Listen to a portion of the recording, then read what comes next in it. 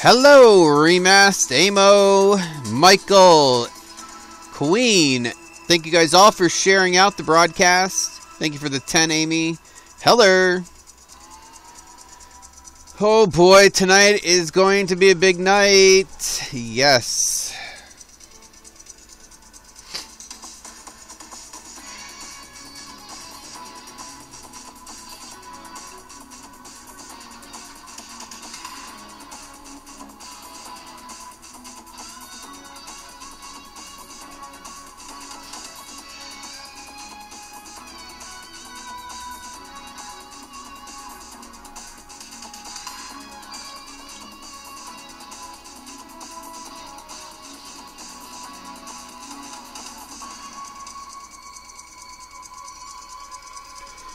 Guys, welcome. If you've not shared out the broadcast, please share out the broadcast. It'd be greatly appreciated. Thank you so much. You're welcome, Queen.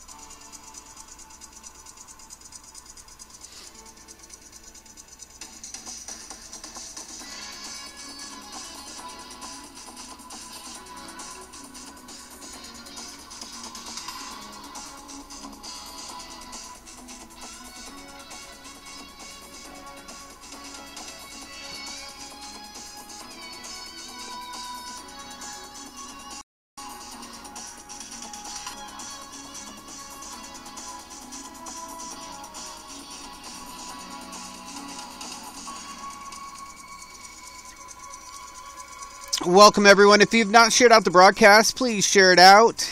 Get the information out to all of your friends. Tonight on the show, we have Skippy, the evil clown, Smilin Charlie, and one busy guy.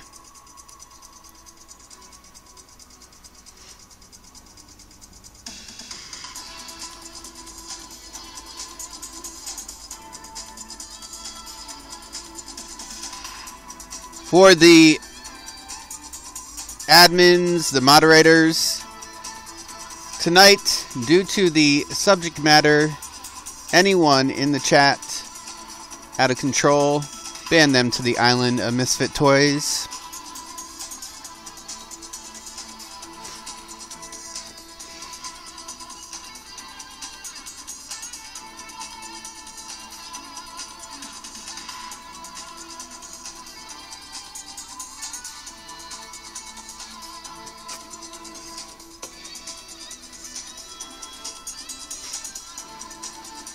Smilin Charlie, thank you for the 500. Thank you so much. I appreciate that.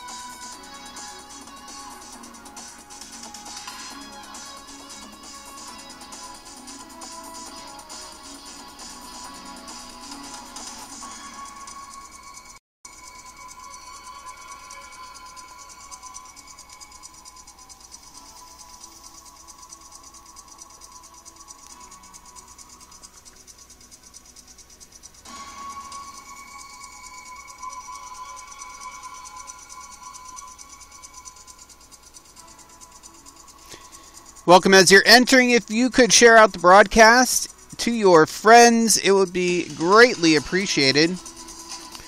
We're going to begin shortly.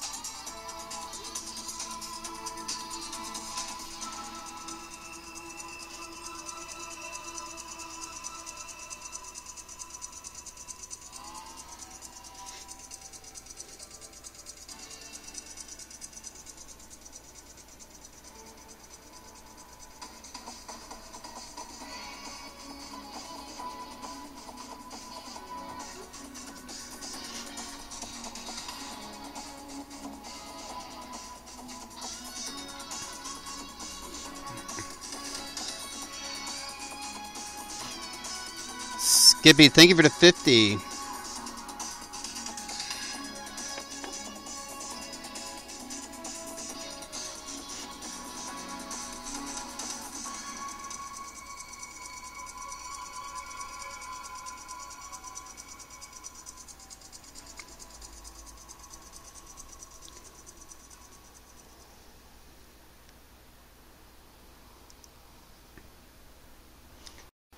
Hello, everyone, and welcome to another week of Definitive Talk. My name's Matt. I'm your host, and tonight we have a big show tonight, actually. Tonight we have Skippy the Evil Clown, Smilin Charlie, and one busy guy. So, if you've not shared out the broadcast, please, please, please share it out. Get your friends in. And we'll be getting started momentarily. As a reminder to the admins that are in the chat, anyone causing any problems, boot them to the island of misfit toys. Because, yeah, tonight's going to be at least one of the interviews is going to be of a sensitive topic. So I don't want anyone being crazy, you know what I mean. So let's just bring in our first guest. Thank you, Jen, for the 50. How's everybody doing tonight as well? How is everybody? I know it's been a long week, everyone, with the competition that was going on, and everyone is practically on their last leg. Everyone, I'm seeing the tweets go out. Everybody is on their last leg. So I'm glad the competition is over. And lovely soul, thank you so much. So everyone can rest. They can get better because so many people have been getting sick from this. Yes, Smilin Charlie, you are absolutely right. Really long. And you know just as well as I do, lots of people got sick from this. So I'm glad it's over. I know a lot of people that, if you didn't see my post about it, thank you so much for all those that did support and were there through the majority of it. I do thank you guys. Yes, time for broadcasters and supporters get some rest. Exactly, right? All right. Well, let's bring in our first guest.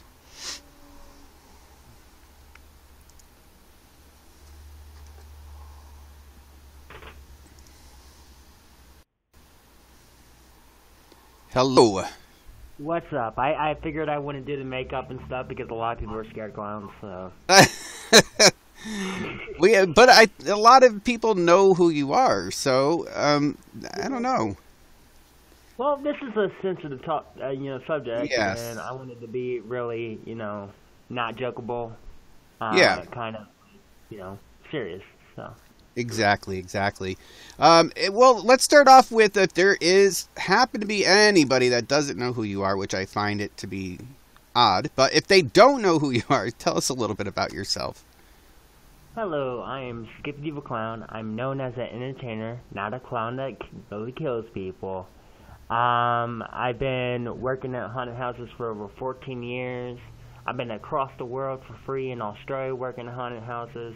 I've been on television. That's a little bit that you know about me. Yes. And definitely an entertainer, yes. Definitely a good entertainer on the platform. And I can't believe that there'd be anybody that doesn't know who you are. But when did you start with YouNow? Oh, man, it's been a while.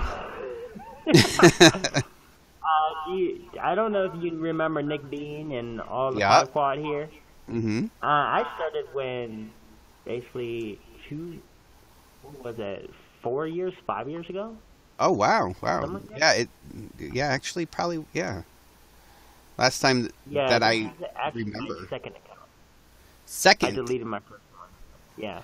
And you are actually a partner on the platform. Yes. When did you get your partnership? You guys are getting an echo? I'm sorry. Are you guys getting an echo, guys? Sorry, guys. That's okay. I don't hear an echo, but they might.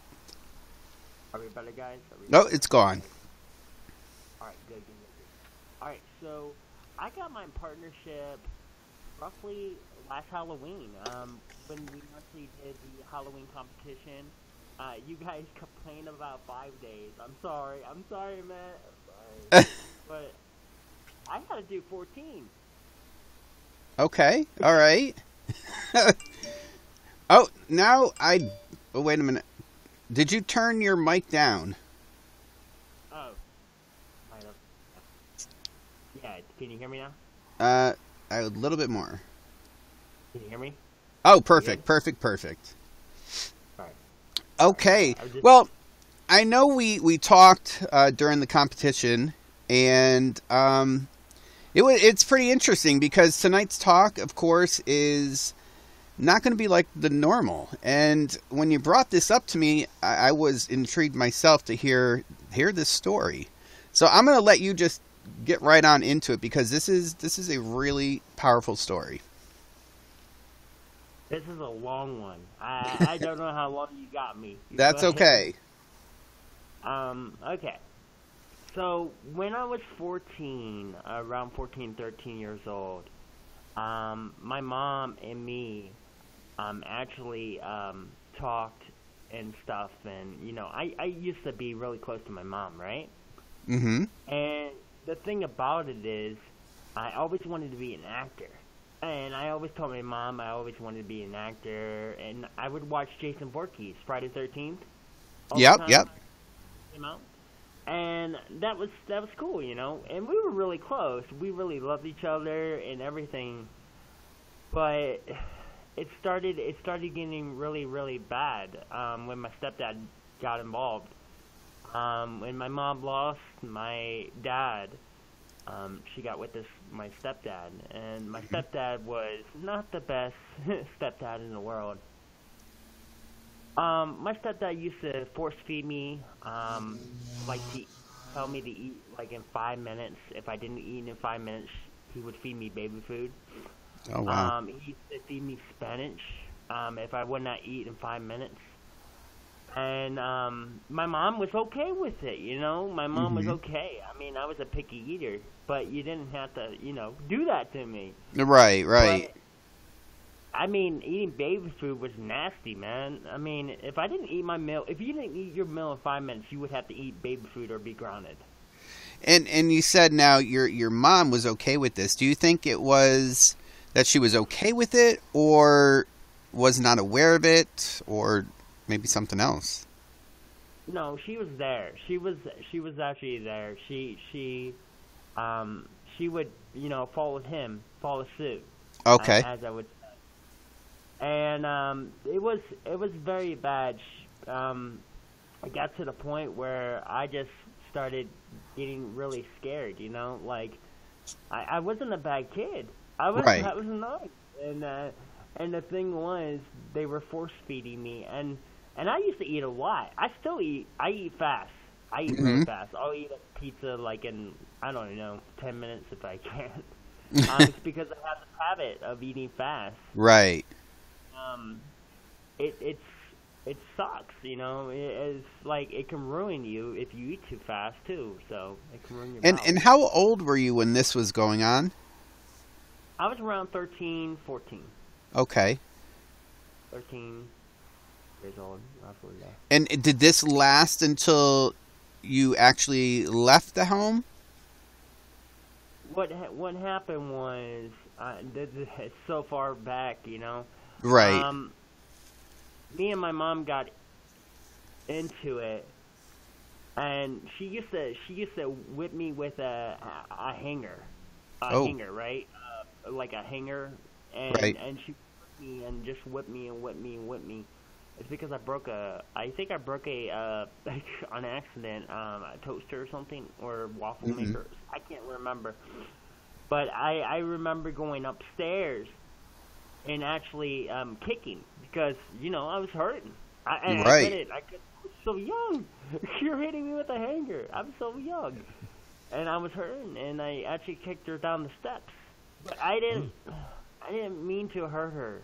But she ended up her tailbone, which I really am sorry about that. I really am till today.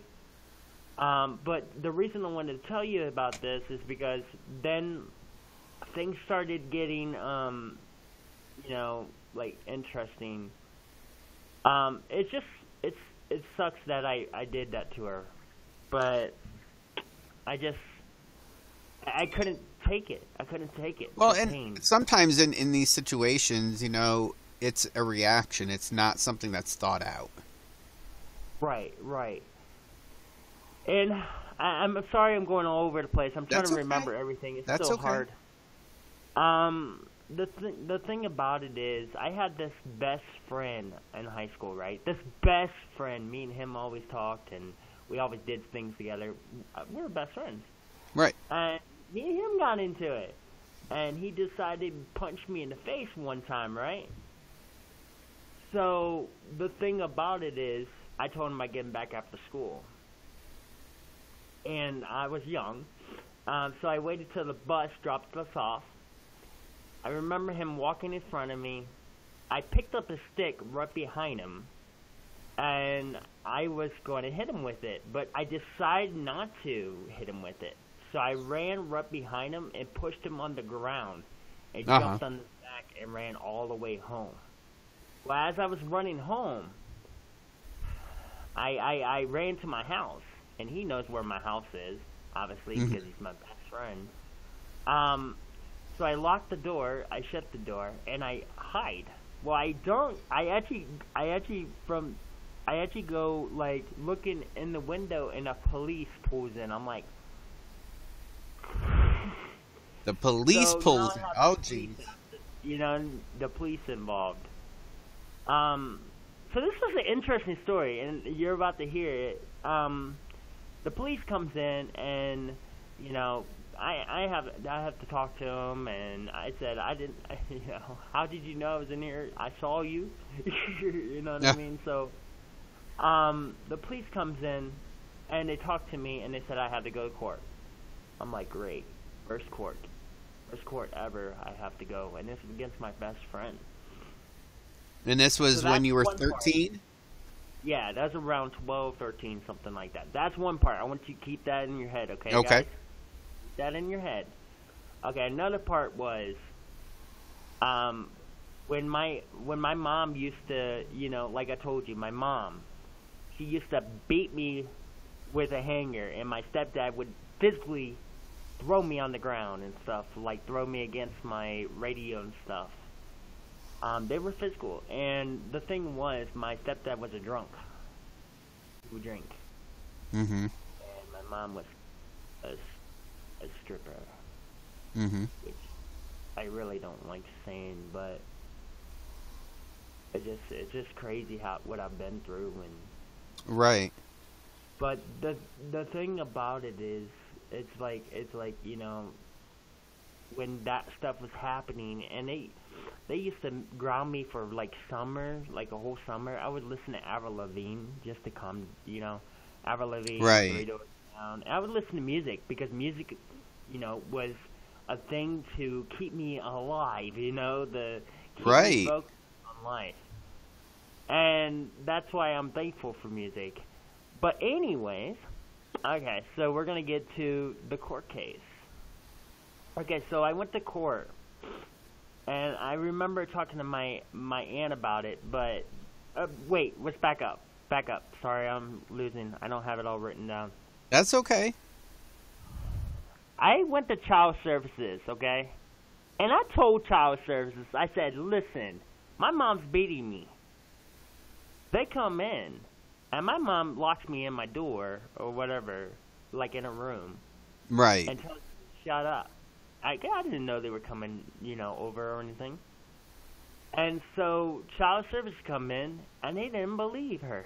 And well, they didn't believe me. They didn't believe what I said. Oh, My really? aunt. Yeah, they didn't believe. They didn't believe it, and they left. But anyways, we're gonna go back to the court thing here. Okay. I went to court, okay, for my best friend versus me, and that was dropped. That was all dropped. But guess what? The court case picked up my mom's case next. Okay, Yeah. now this is for you going to child services? This was for the, I think that was for child services. I think child services might have, I'm not sure, I'm confused, but I know it was my best friend's case, and then they dropped my best friend, right? Case. Right. Dropped our case. And then they picked up my mom and me. And I had an attorney and everything, and it was crazy. The state was involved. Wow. State. And when the state's involved, that's something. Yeah. But I was abused. I was abused and stuff, and I was really bad. Well, you know, in taking that courage to actually walk in that door and to make the report initially, you know, that takes a lot. Yeah, I think my aunt is the one that made the report, believe it or not. Okay. I think it's so confusing with my case and everything. Right. The attorney, right? My Right. attorney. I remember this words. He said, "You need to go to detention home." Blah blah blah blah. She told my mom that. She's like, "You need to go to detention home, not him." You know. Oh, jeez. And she lost me, right? She lost me. So I actually got shackled, right? I got shackled. My legs and my arms, they got shackled. Okay. What happened was, I had to go to the bathroom. I told the officer I had to go to the restroom. And the officer's like, "Well, I'm going to undo one arm and let you go to the bathroom." So he actually let me go to the bathroom. And then I came out. And then they put me in a room.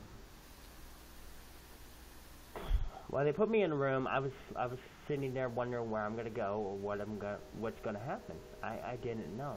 Right. And I didn't know what home I was gonna go to. I didn't know anything. Mm-hmm. And this was when I realized I was leaving my mom. Right. So they try to call around, and they get a foster home. Linda and Nick, my foster mom.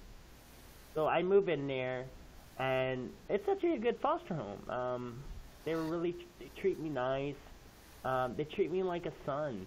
Now, when you went into that place, did you know how long you would be there? No. Okay. I didn't know how long it was going to be honest. I just knew that I felt better than with my mom. Right. There, like, it felt like home. And it's sad to say. But they had everything. They had go-karts, they had four-wheelers. Oh, my goodness. Blast. I was like, whoa, you know. Like kids heaven. I had a blast. And that's when I started trick-or-treating. With the plastic masks. You remember them plastic masks? Yeah. Yeah, old trick-or-treating with the plastic masks. And that's the thing. And then I did fundraisers and stuff like that. And selling candy bars and it was great. Well, I then went to school, and I was sitting there, and I met this girl, right? And you're always meeting this girl, and she seemed pretty cool. And I would tease her. I would take her crayons, and stuff. And I really wanted, to get this girl's attention. And she got fed up, and she stabbed me with a pencil. I still got Oh, my the mark. goodness. Yeah, I still got the mark. Like, it's blue and lead. But she actually stabbed me. Okay, that's that foster home. I'm trying to make the story fast so you're not... Oh, don't worry, I mean? don't worry. Eventually, we went to South Carolina and stuff and had fun. It was like my parents' house. It was like I had a mom, I had. Oh, of course. I had a foster son. I had a brother that I never had. I broke my arm there too, once. For trample. We wrestled. Oh. That just gave me the chills. But it was fun. Then I had to move on. I can't remember. I didn't do anything bad, but they had to take me to another home. Okay. I was moving a home to home. We're talking about 5 homes or 5 high schools, something like that. 4 high schools. Northwest, Minerva, Canton South, Perry, and Alliance. Yeah, that's 5. So I moved to another foster home. And this foster home was actually a dentist. And I thought all foster homes were nice, I thought they were all actually nice, but this one would have you, they basically, man, you had to say what you were doing. You had to tell them everything. So it's like, you had to tell them everything. You had to tell them where you were doing, where you're going, what you're doing. And I played basketball there and stuff, and that was fun. And then, one time, my foster dad, he actually talked to my brother, and he was mad at him for some reason. Oh, really? He picked him on the neck, Matt. Oh, my goodness. I ain't fucking around. Like, wow. Seriously, he literally picked up his neck and slammed him. Oh, my Well, they goodness. lost their license, too, so they actually lost their license, the dentist people, so. But then, do you have any questions? No, not yet. Not yet? Okay. I'm trying to remember everything, man. That's okay. Let me ask you this. So, when you went into this this foster home that you ended up liking, because it surely was not what you were used to and exposed to, did you stay with them all the way until you were able to go on your own? No. Okay. I moved from foster home to foster home. And for those that don't know how foster homes work, and that is very typical, what was the reason that you had to keep moving?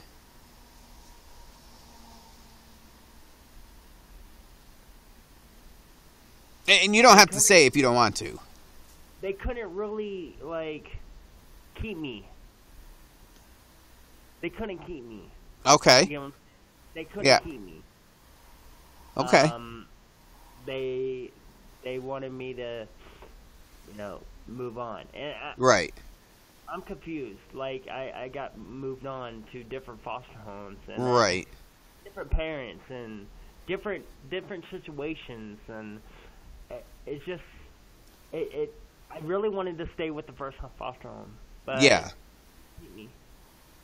Because I think what it was is her family something was going on with her family. Yeah. And she had to let me go. Okay, so you moved on to another foster home, and you said 2 more, right? Yes. And how were those experiences? The dentist one, like I said, he was, he wasn't what he was meant to be. He was abusive to my brother, and like I said, he lost his license. He lost his license. They lost her license. So, because of what they did. And then they took me right away out of it. Right, because they're responsible. Group home. Oh, yeah, group home. Oh, yeah. Mm-hmm. Wow. Group home is nothing to mess around with, because we're talking about people that have done crimes of some sort sometimes, and you never know. They might even try to kill you, man. It's scary. Group home is with a whole bunch of guys, like 8 or 9 guys. Right. In the house. And you have to do chores, and you have to earn what you know what I mean? Like, what you get. You have to earn going out to places. And, sometimes I would get threatened. Like, it was scary. Right. And I was hoping to get out, out of there. And it was like, group homes are not fun. And you probably know about group homes. You gotta tell them what you're doing. You're sleeping in a bunk, it's just like in a whole room of like 8 people or 6 people or something. And they have some places have flat screens right on each wall of the beds. Yeah. So you don't have to get up and all that. But, so, you now are starting to see things change. And how did you actually leave when it was time? Was it hard for you? Leave what, Matt? What do we? I said, was it hard for you to leave those when you were of age to do so? Well, I wanted to get into this last foster home, if you don't mind. Yeah, absolutely. This last foster home was an African woman. Yep. She is the best mom ever. And, this really... I'm not racist, okay, Matt? But no.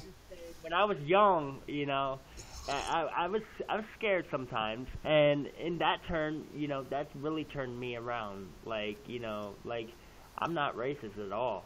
I love, African American people.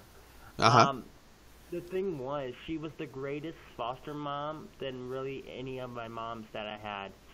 And the thing was, she would always care about me. Her name was Joan.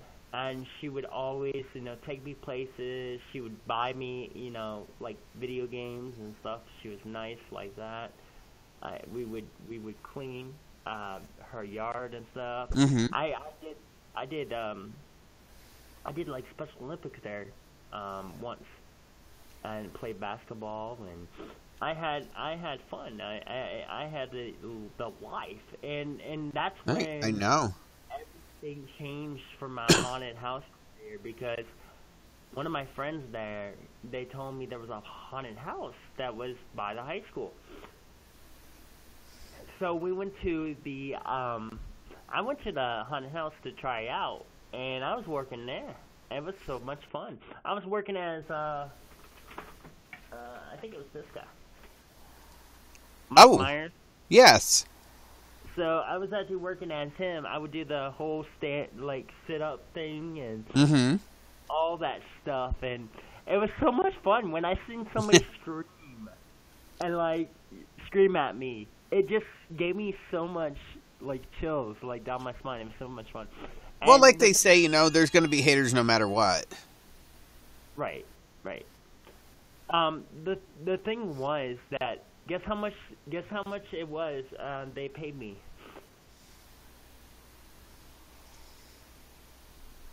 They paid me $2 an hour, Matt. $2 an hour?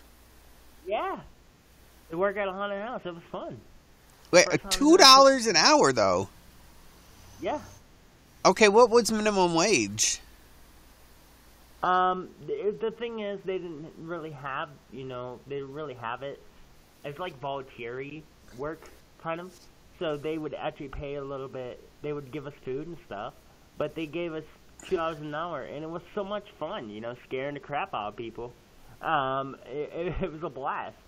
and the thing about it is, let's back up to high school, right? High school is the worst life, right? Everyone has a issue in high school. Everyone gets bullied in high school.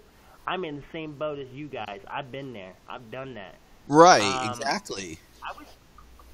See, let me take off my mask. Which you don't get to see very often, people. I was actually bullied in high school. Okay. And I was called Pimpleback Mountain, Pimple Face, Star Wars Face. You name it, I was called it. And it was really, really bad. It started getting really bad. Uh-huh. I started getting depressed. Okay. More depressed. And people started threatening they were going to beat my ass. And it was just really, really horrible. And well, I can imagine, yeah. Yeah, it was. It just was a bad high school life. And I remember one time I told my friend, because he was having the issue too. Yeah. I said, I'll just go to Walmart, give me a gun and kill myself. And I told everyone in school, and they didn't do nothing, Matt. I could have done it that next day. Yeah, I was absolutely. So depressed because of it. And I was just down, and high school life sucked. But I played football too, and it started getting a little bit better as I got into sports. So that was good. But then, rumors saying I had sex with this girl and blah, blah, blah. And then she got mad at me because we didn't. And it was just horrible. Oh, boy. High school life was not cool. And I can say, I understand that 100% because I didn't go through what you've gone through, but pretty close with schools and that. So I get it, Now, what was the reason you came to YouNow? Was it because of your past experiences? Man, I got so much stories. Oh, man. Well, I came to YouNow before that. I there's so much. Oh, man. I'm gonna have to. I have to back up a little bit, Matt, if you don't care. That's okay. That's all right. I did a model shoot. Okay. When I was actually, in a foster home, I believe I was doing it. And I was doing that, and I heard about something broadcasting website, and I was like, that sounds cool. Right. And I figured, that's pretty neat. So I thought about it, but then I had to do some other stuff. Right. Back in the time when I was out of, because I thought about it years back, when it was actually out. And Yeah. then back in the time when I got out of foster home, okay? Let's just say that. I got out of foster care when I grown out. Uh-huh. 20-something. So I got out of it. To find out, let me tell you something. Yes. My grandma is the one that's dead right now. Yeah. She's the one. They gave me a note and said my grandma did not want my mom to have me in court. Oh. They gave me a note, and she was dead. So you're telling me my grandma can? That's confusing, Matt. Tell me how that's possible. Can somebody do that? Well, Write a note, and if a case happens or something. Well, see, here's the thing. It depends on the length of time that in between the police contact, and you could have done something 20 years ago. Most agencies take in consideration, one, you've been behind bars, and two, you haven't even started a sentence. So now there's extra because someone has put that out there. So I don't think it's anything other than they knew they could not keep you quiet, and you were going to speak regardless. Yeah, but my grandma is the one that got me out of my mom's house, basically, because they even told me, they sent me a letter about it. But okay, so I'm out of foster home. I'm living the life. I'm doing the modeling. I'm doing all that. Okay, so I went to a convention. Okay, Yeah. I love stuff, and so I went to the convention. And I remember it's a convention, so I'm all dressed up like a clown. But guess what, Matt? It's a director, scriptwriter, producer, actors, actress convention. So, right after that, they came up to me, the owner came up Right. to me. Okay. He's like, why are you dressed up? And I said, I thought it was a convention. Why am I dressed up? It was for producers, scriptwriters, movie people. Mm-hmm. And she said, you ever want to be on TV? And boom, I was on television. So What was the name of the show? Yeah, Horror Hotel. Horror Hotel. Okay, gotcha. Yes, I have an IMDb. So. And so now you're at this point, and what was your age now? At this point in the story, 27. I was probably in my 20s, 20-something. Okay, that's fine. So with the actual setting up of this bed, go through a rundown with us, because you know this much better than any of us here.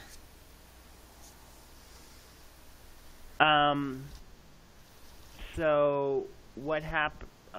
So you want me to go to rundown all the way from back to? No, not you. I can put it up if it's not moving. What? I said I can bring it up because you're on live. Oh, no. What I'm asking you is, what are you trying to tell me to run down, like all the foster Oh, homes? yeah. That's what I'm saying. That's what I want to talk to you about. Okay, so I went from my mom to court. Yep. To a foster home. To another foster home. To another foster home. And then to one more foster home. And then... Actually, no, group home, and then the foster home, and then out.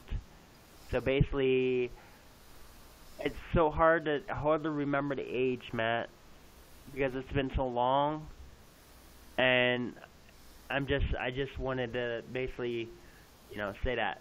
But do you want me to talk about how I got on YouNow or no?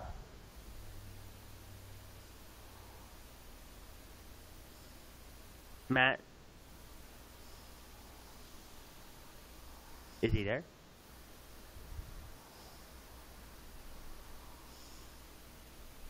Oh, he's writing something down, I think. So, does anyone want to know anything in the chat about what's going on? Like, do you guys have any questions? I love to take questions.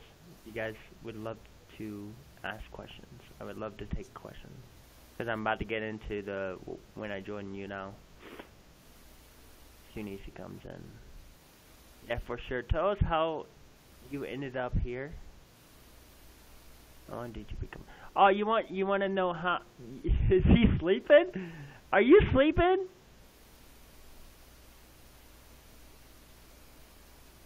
I think. I think he's sleeping, guys. Did I put him to sleep? Okay, so how long did it take you to get partner? Okay, so I'm gonna explain what. Can he hear? Can he hear? I don't know. Can he hear? Matt, can you guys hear me? Help? I don't know. I don't like being like. Is he writing something? Is he sleeping? What is he doing? Matt, stop! He must have not getting no sleep.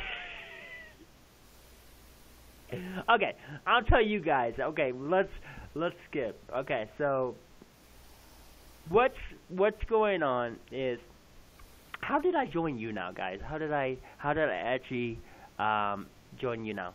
Well, how YouNow happened? What's up, Bless? Thank you. How YouNow happened was any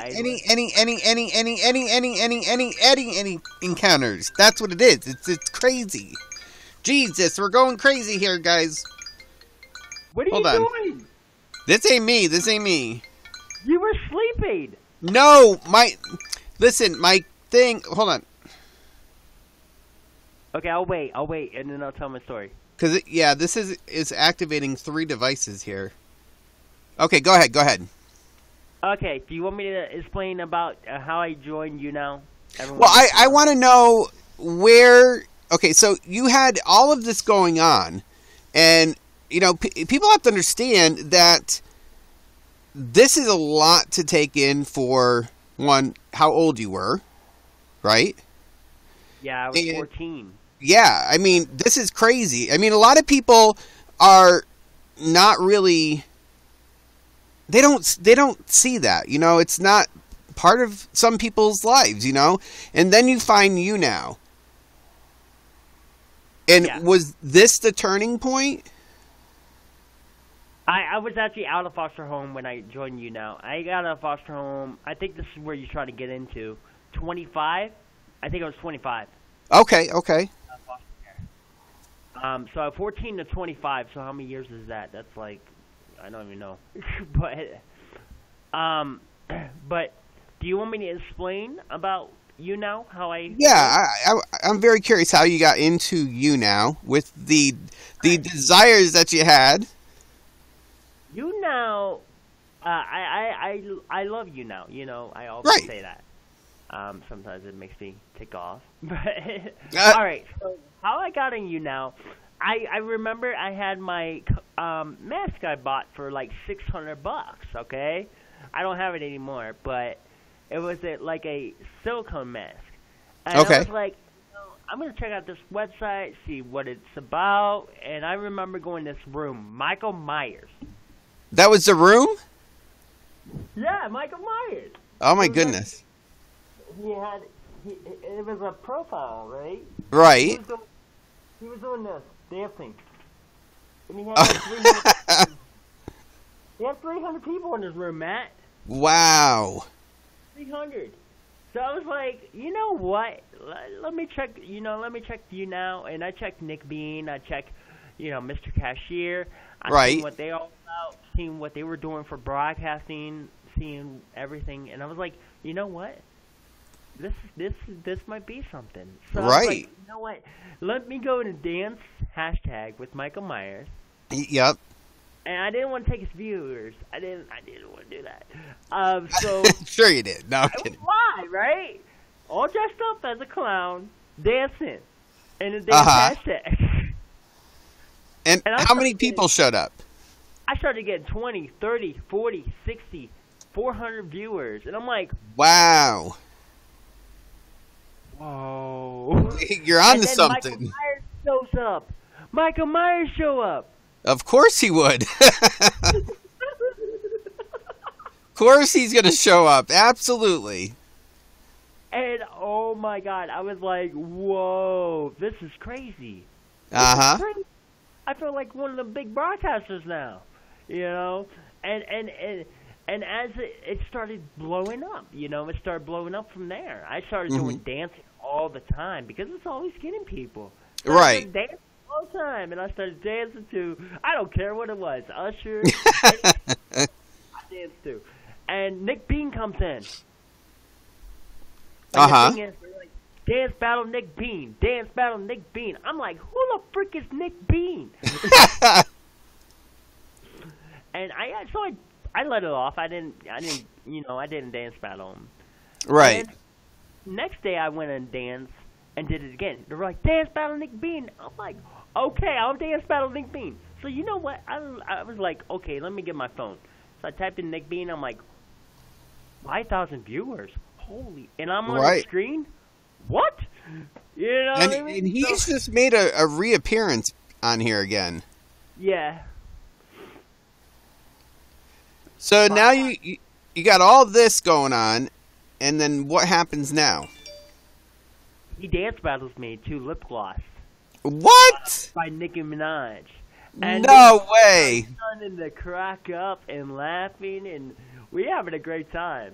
Uh-huh. And it was fun, and I remember swinging the chair around me and stuff, and it was crazy. And then I was like, this could be something. Right. This could be, you know?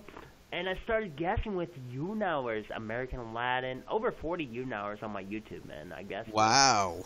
And it's crazy. Like, I've guessed with all these people. And the thing, you know why I took my mask off? You know why I took the mask off? Why? Because everyone thought I was somebody. Makes sense. And makes a lot of sense. That's where I screwed up. If they would have never, like, anybody would have never, like, said I was somebody. Like, there was a lot of people saying I was this person. Because this person was banned. A lot of you might know who okay, I got it. Yeah. So they thought I was him, you know, trying to get back into YouNow. Oh. And so ever since that, I've been taking my mask off, you know, feeling comfortable. But I kind of wish I would have kept myself anonymous. Right, right. I was. Well, I mean, that might have, you know, that might have done something. However, you know, you're still that person. You are still the same person that started your account, started your content, you know, and I'm sure the content you were streaming then is not like it is now. No, it's not. The thing was, guess how many fans I got in 6 months? In 6 months, 3,000. 10,000. 10,000 in 3 months or 6 months? In 6 months. 6 what? Months. 10,000. That is crazy. I can't even fathom that. I'm trying to get to 3,000 and it's taking forever. 6 months, 10,000. You could do it. It's just you got crazy. to put the fucking work to it, man. It's hard now. It's hard now compared to back then. Right. I mean, you know, like even this past week during petition, it was hard, you know, and I think my total count that I got just from the 7 days was about 100. Right. 100 new people. Yeah. The thing about it is, back then, it like I said, I guess with all these people and had fun and met Daisy Marco and I decided, guess what? The one time on Halloween, I got mad at Mr. Cashier. I was a big fan of him, right? Right. I got mad at him because the thing was, I was driving to a haunted house down in Columbus, right? Okay. And when I got off work that day at 4 a.m., I had to drive 4 hours home, 4 a.m. So I broadcast, and I was sleeping on the wheel, which I shouldn't have. And Mr. Cashier came in the broadcast and he said, "You better drop it now. You better drop the broadcast now." And we got into it. Me and him got into it. Oh, geez. And, and we fought back and forth. And I said, "You know what? I'm done. I'm deleting my account. I'm not coming back." And blah blah blah. You're using your part. I just started just going off on Mr. Cashier. And is this is why you deleted it? That's why I deleted it, yeah. Oh, God. And how long in between? If you would add both accounts right now, I'd have 20,000. Wow. How long in between until you got a new account? Couple days. So you started off at 0. Yep, I asked YouNow for my fans back. They wouldn't give them back. Wow. They said the account was gone. And they said they'll give me my level back. Well, no, I had to start over. Yeah, I had to start all over. I had to start all over. Back to 0. And I was a level, I think, what level am I, guys? 78? Right. I was a level 59, I think. Okay. Yeah, I was level 59. And I got my account back, and I had to start over. And it was a new game. It was still back then, it was still doing good. Right. Fan me back up and stuff. But it started to get harder. It started to get really, really harder as times change. Yeah, of course. As you see the kids get off of here, you don't see 5 quad anymore. So there's a lot of people I don't see. Yeah. Things change. I mean, people turn it basically went to a kid site to adult site. Well, and that's the thing is a lot of people say, "Oh, it's not how it used to be. Everyone's gone." Well, think about it. There's teenagers, young adults, that are streaming, broadcasting. They grow up. They move on. Some stay, but the majority moves on. So yeah, it is a new, playing field right now.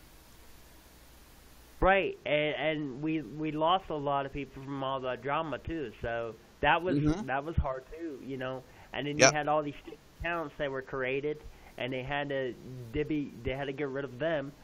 So yeah, it's been a wild ride on YouNow.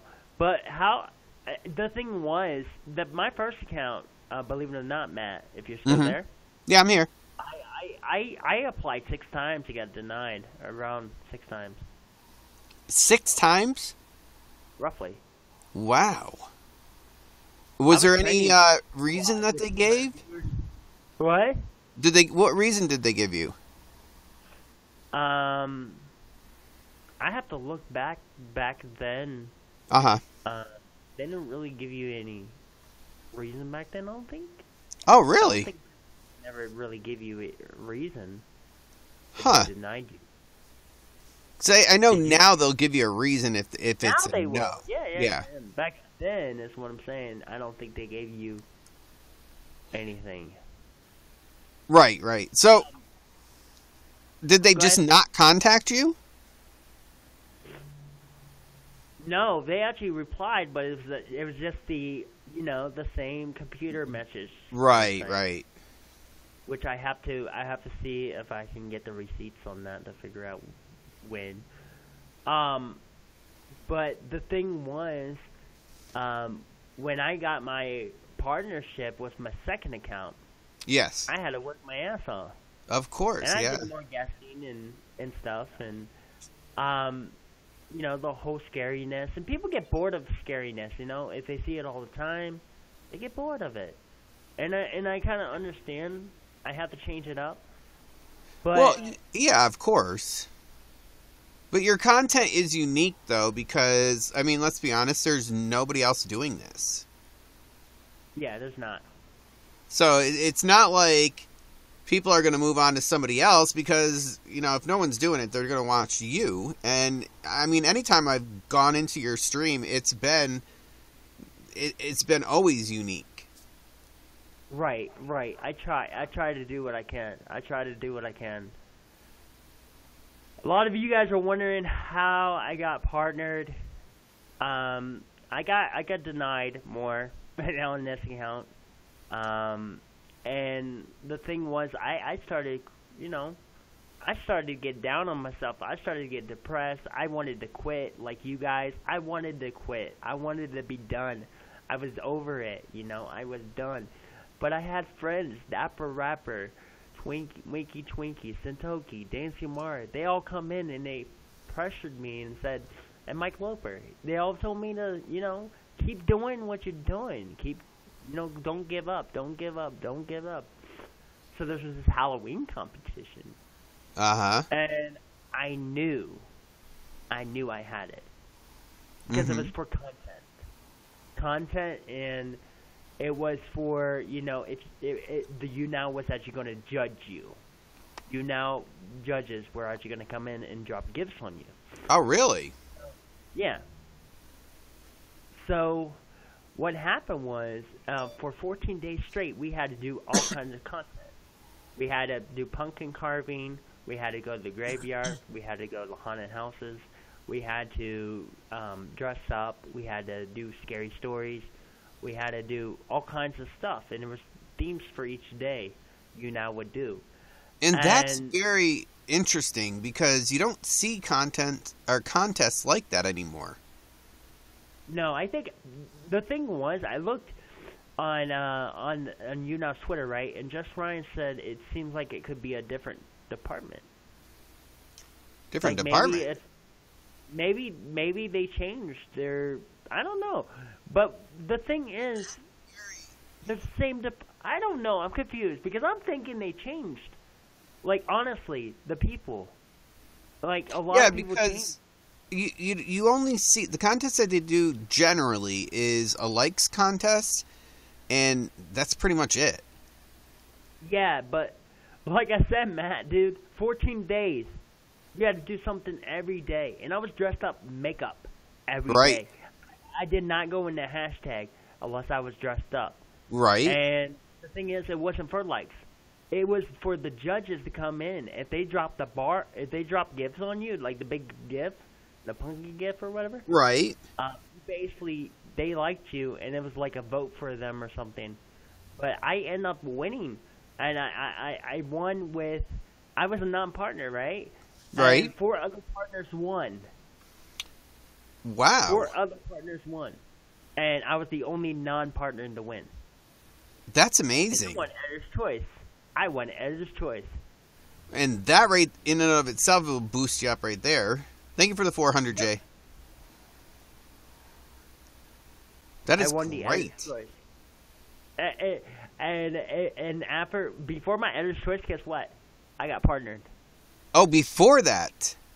Mm-hmm. Well, when you were in the competition, it was for partnership, right?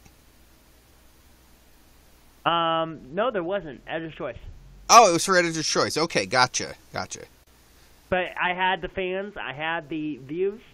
Uh-huh. I had this stuff, and they liked my content. And I was going to give up. Like I told you, I was going to give up. I was going to quit. And, I'm so happy I didn't. And sometimes it makes me want to, sometimes I want to just, quit. Mm-hmm. But I know I worked my ass off for this partnership. Why would I just throw it away? Oh, trust me, I understand. I understand what you're saying. Why would I throw it away? I worked my ass off. It's hard to figure out what content to do next. It's hard.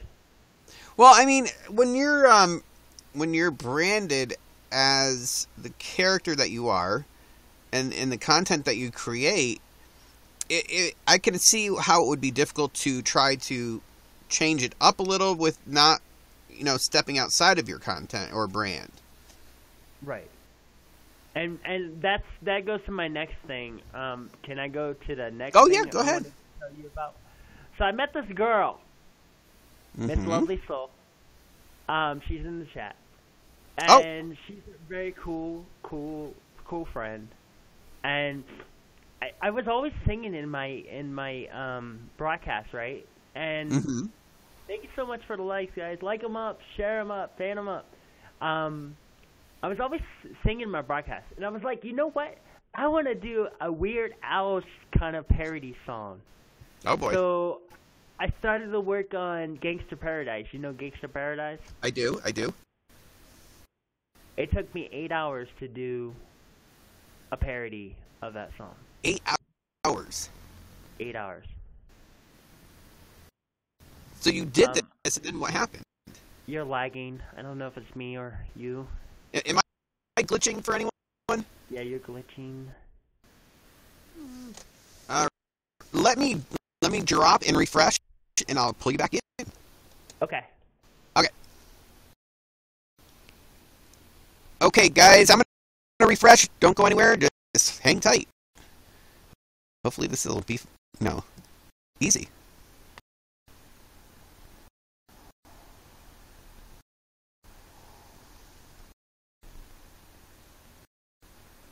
Oh, it's gonna be one of those, are you? Okay, let's try that again. Here we go.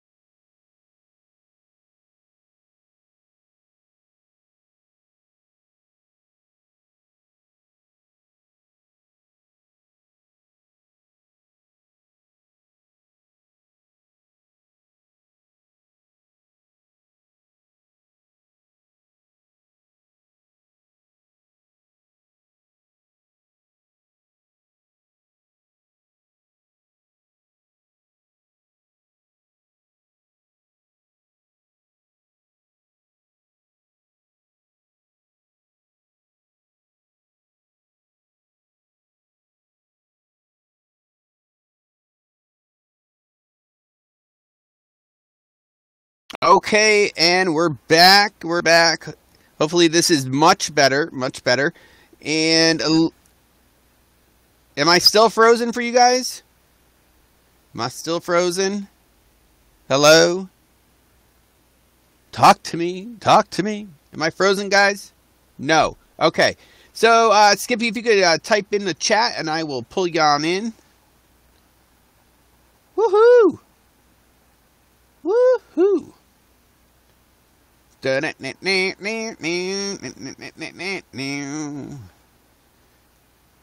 Oh, Skippy!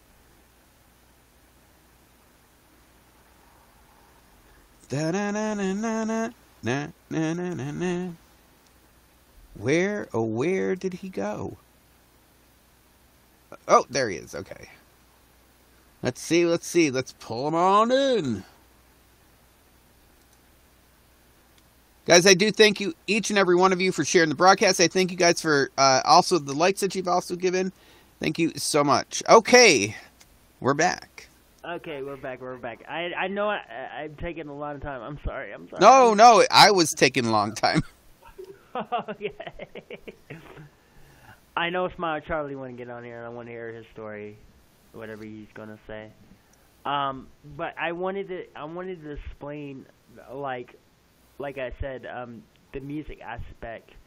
Yes. That applies me to what I do now. Yes. So, like I said, lovely soul, and she used to come to my broadcast all the time. Yep. Do parodies, right? And I asked her, because she was good at songwriting, and I didn't know, so I asked her, and then I was like, "You're good, like you're really good. I want you to help me with parodies." And the thing was, we did over 40 parodies, Matt. Oh my goodness. We have 40 parodies done. That is crazy. 40. 40. Do you still do them? Yes, we actually did one.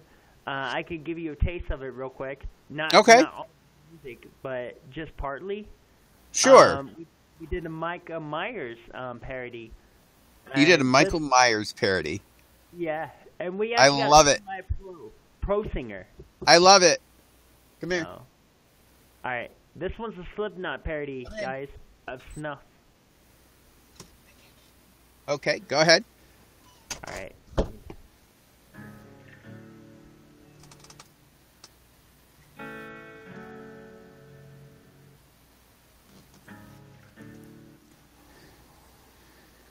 Went to the movie theater to watch Halloween. Come watch it with me and see Michael Myers on the screen. The lights goes out as I hear voices in my head. The movie goes on for hours as I see Michael Myers raging again.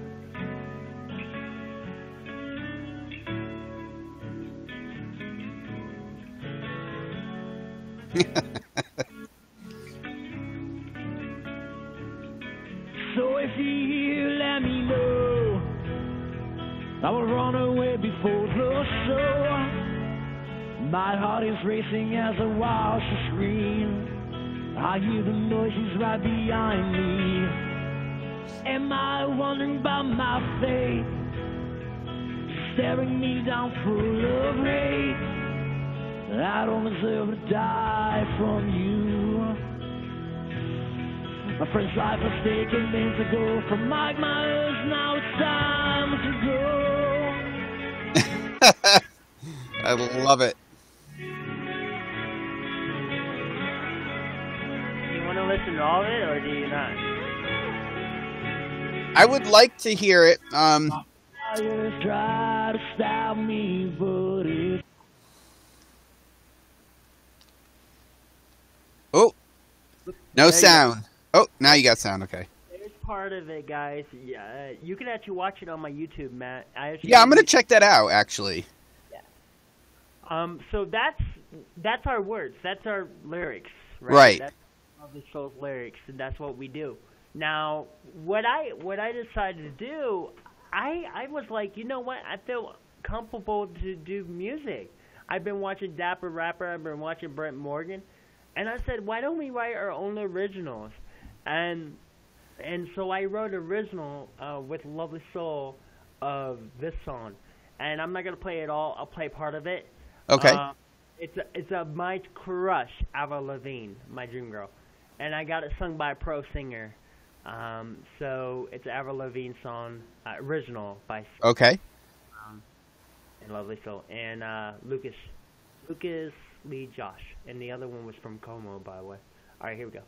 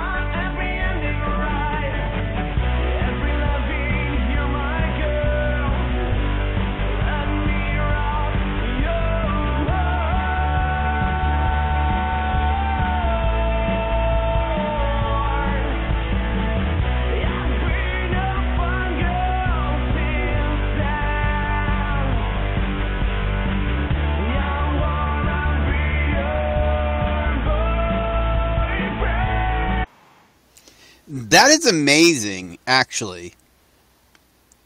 Thank you. We have roughly 22 originals done. Wow. I did not even know any of this. This is amazing. It really is. Thank you. I need to put them on iTunes. I don't know how to do that stuff. I need to there is a lot of people that do know how. Yeah, you need to put that on there. We have thank you so much, Smilin Charlie. So can I sing a song, one song before I go? Sure, go right ahead.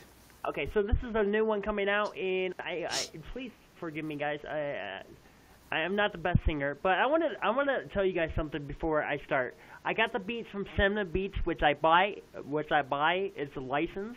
Right. I got the license, and also I go to Fiverr to get my pro singers to sing them for me. Okay.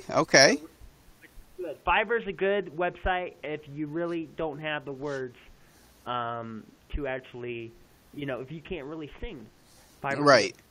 And that's what I do. I want a good quality CD. I want a CD in hand so I can autograph it for my fans. And right. Exactly. Yeah. I came all the way from this foster home. Right. And I did this. This is my music, and that's what I want. So. And it's amazing.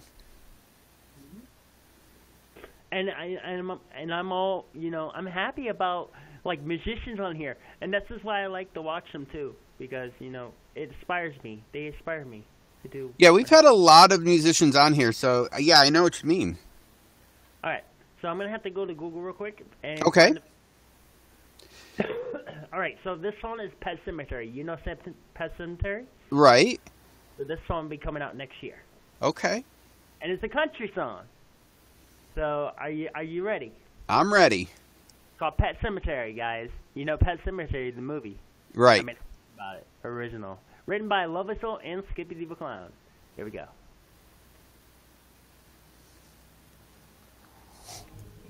We good? Mm-hmm. Pet Sematary. Pet Sematary.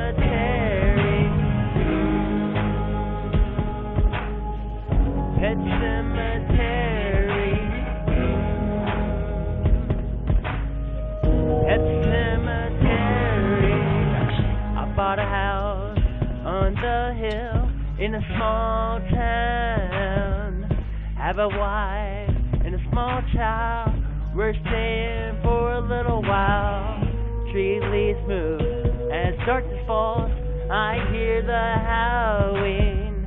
The child holds its dying cat. The girl is crying. She's walking to this place where it is sacred. Here at the graveyard, she buries her pet. It comes to life.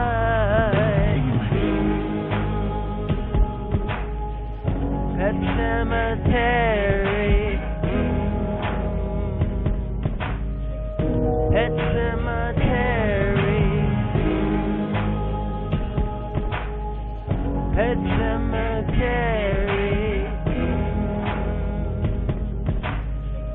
Pet Sematary. Animals rise from the graveyard as they haunt the town. People scream in their homes. The dogs are hungry now. Evil took their soul. They behave differently. Humans who get buried there, they come back as demons. She's walking to this place where it is sacred. Here at the graveyard, she buries her pet. It comes to life.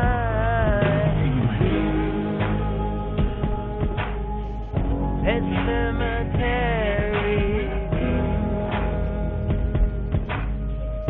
Pet Sematary.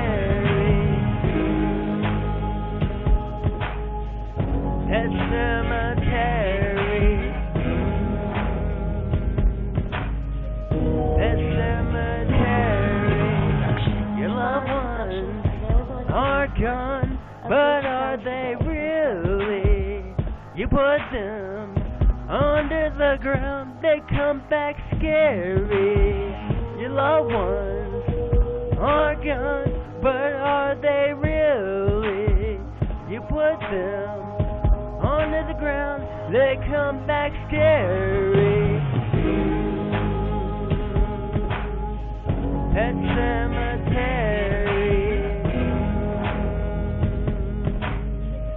Pet Sematary.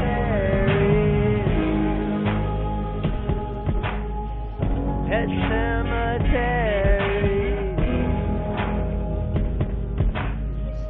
Pet Sematary. Coming out next year.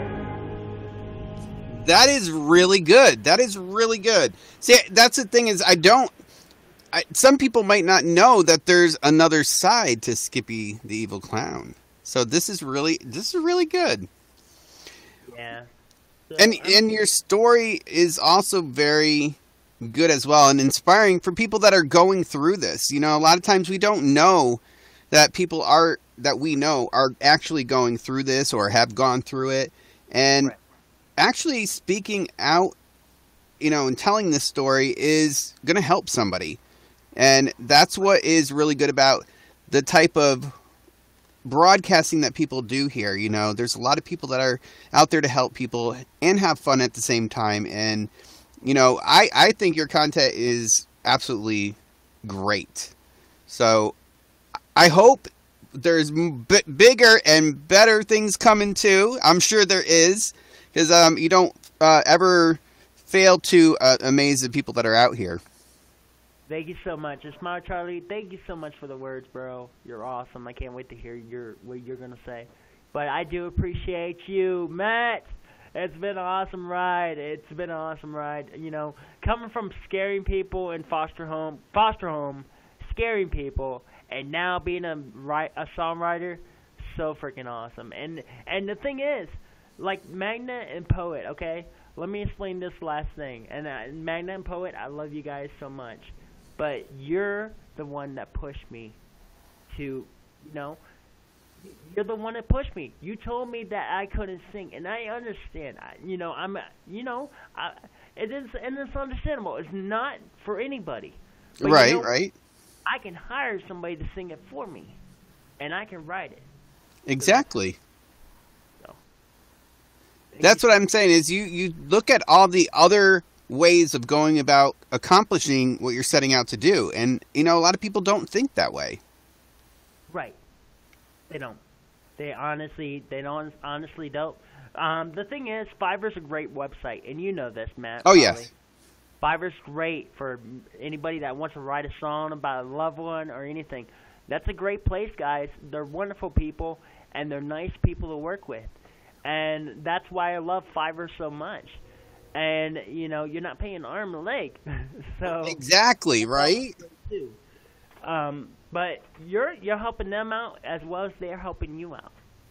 But remember this, Matt.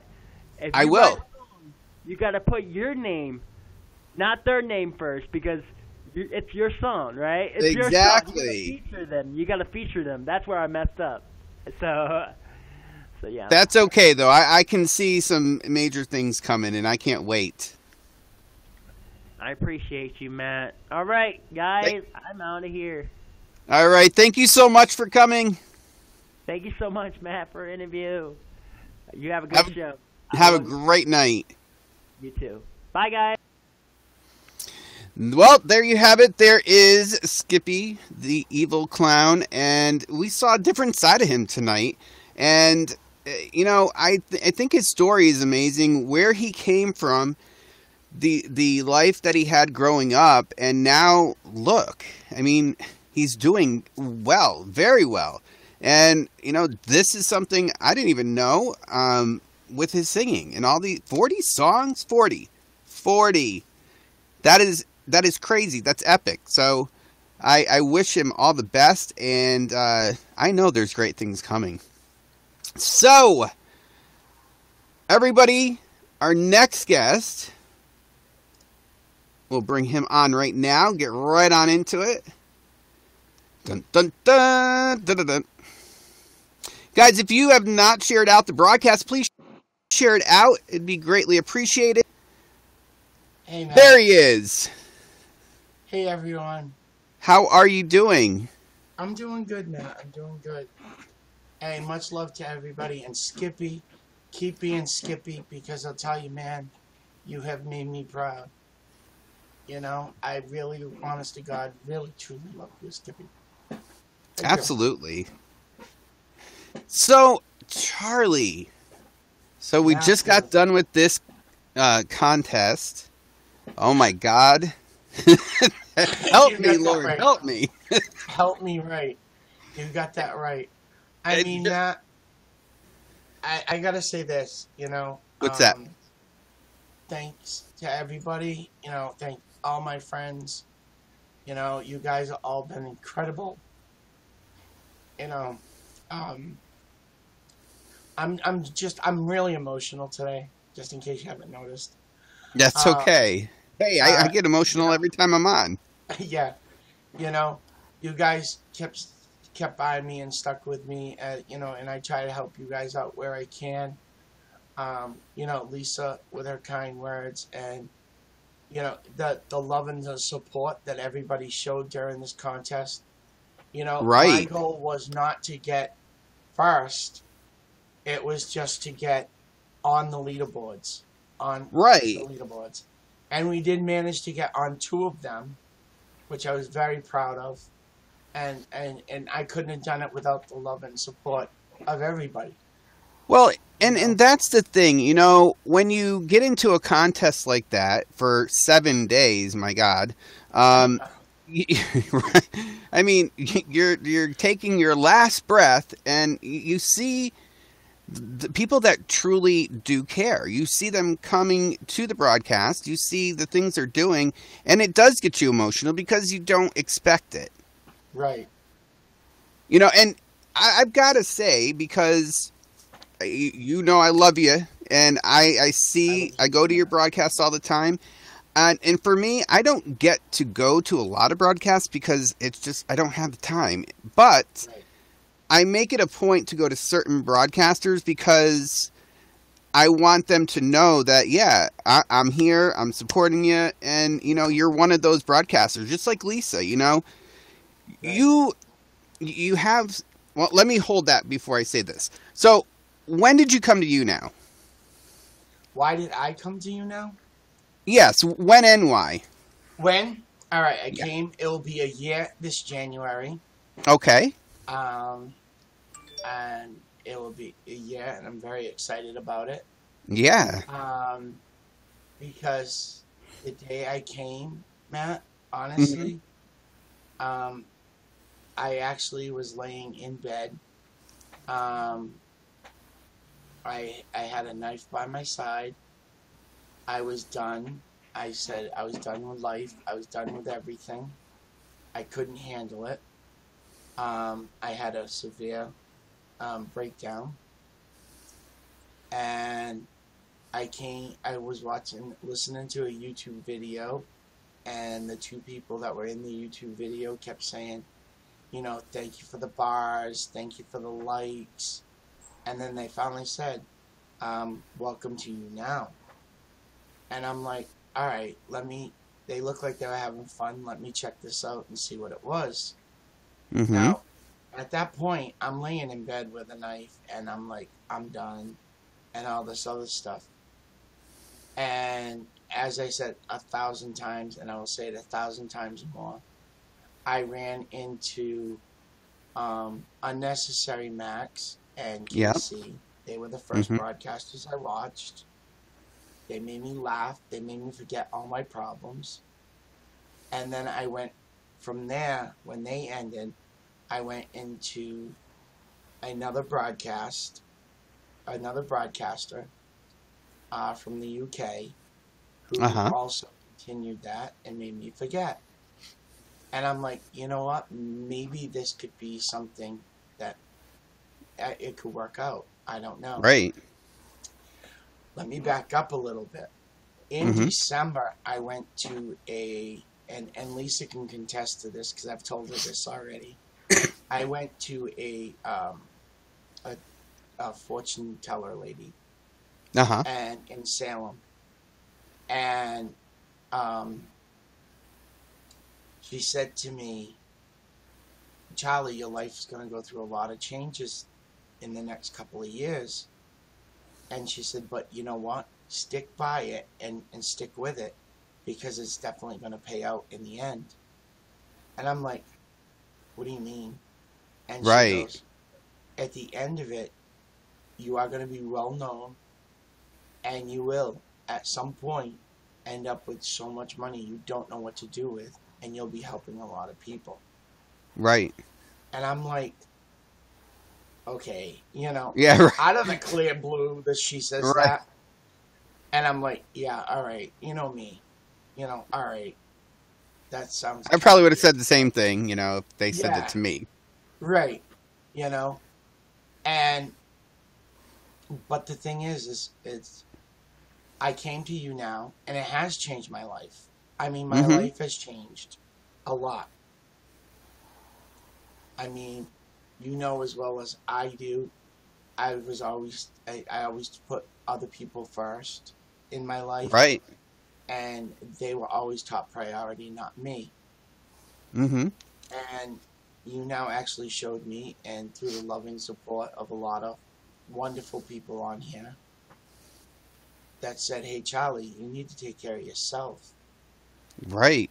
And, you know, help them when you can, but right now you need to take care of yourself. Well, you know, it's easy for people to give that advice. I know they see the broadcaster looking from the outside in, but I understand what you're saying, you know, because not everybody has it, but there is people that have this passion inside them that they want to do as much good as they can, and you forget about yourself. Right, you do. Right, You do. Queen. You completely forget about yourself.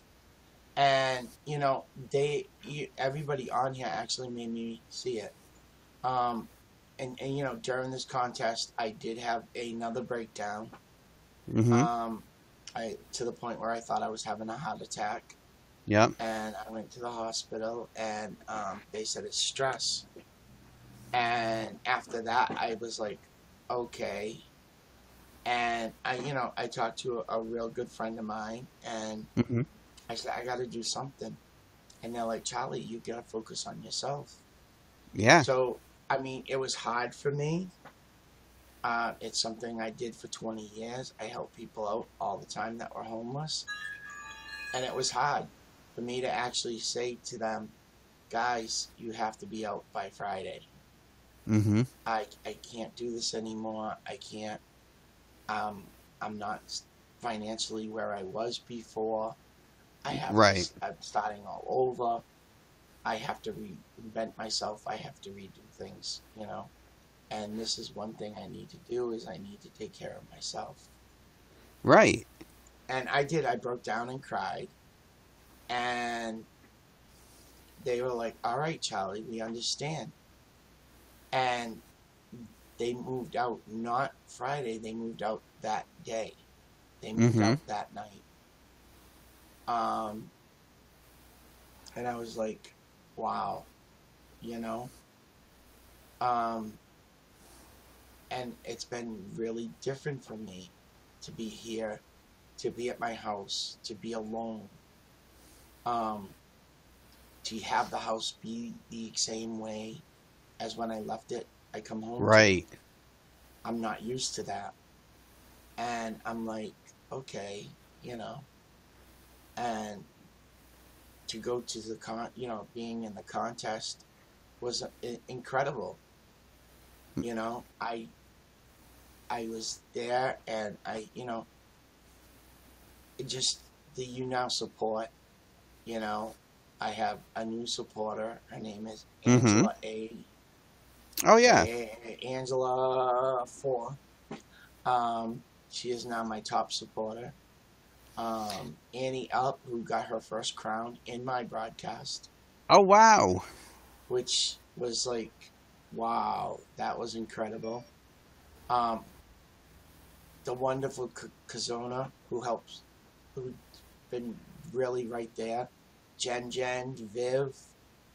I mean, these are all people that I've met on the air, and they have such a big impact on my life. Right.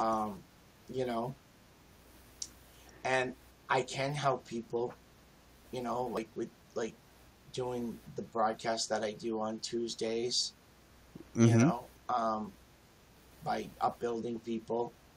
I'm gonna do more mental awareness stuff Mm-hmm. to help out, and to definitely help as many people as I can that way.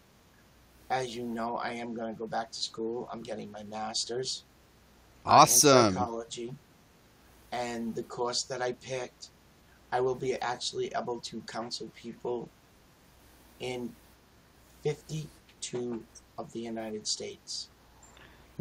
All Wow. 52. I'll be able to counsel people in. And my license will cover all 52 states.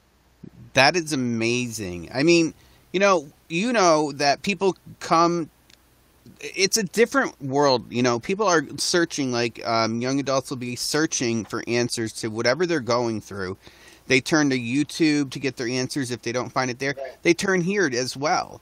And when I started seeing you, Lisa, everybody with the going into the mental health hashtag, it was good to see. It was very refreshing because when I started in 2016, that's what I did. I provided a place where people could go that was Right. safe and they could get answers to what they wanted. And then I see all of this and I'm like, this is so good. This is needed here. It's so needed. It is needed. And you know, and it's the wonderful thing is that the wonderful supporters that we do have, supporting it and backing it up and saying, continue, do it, do it, do it. Right. And that is a wonderful thing, you know, because they can see the great good in it and the good that it does. And I mean, guys, I did not think I would be on you now for almost a year, and it's coming up, and and to be partnered, that was another great challenge of mine. I remember when you To got partnered. go ahead. No, I remember when you got partnered. I remember you trying so hard to get what you needed, and it just boom, there it was. Yeah, I mean, it came down to I wanted to get partnered in July because Canadian Dream got partnered in July, and Mm-hmm. as you guys all know, Dream's my sister, and I wanted to be in the same month. So Right. we got a year, we could basically celebrate it at the same time. Um, since then, I mean, I've gotten really close to Lisa, and I'm glad I Yes. Yes. have because Lisa is a wonderful person. She's incredible.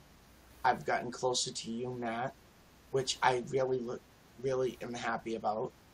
I love talking Absolutely. to you. I love the things that you do. I mean, it opened up my world.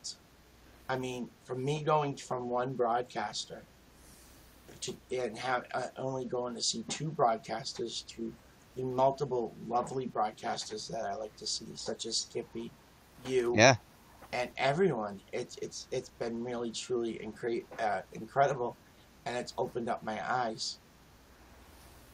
And guys, don't ever give up. Don't give up.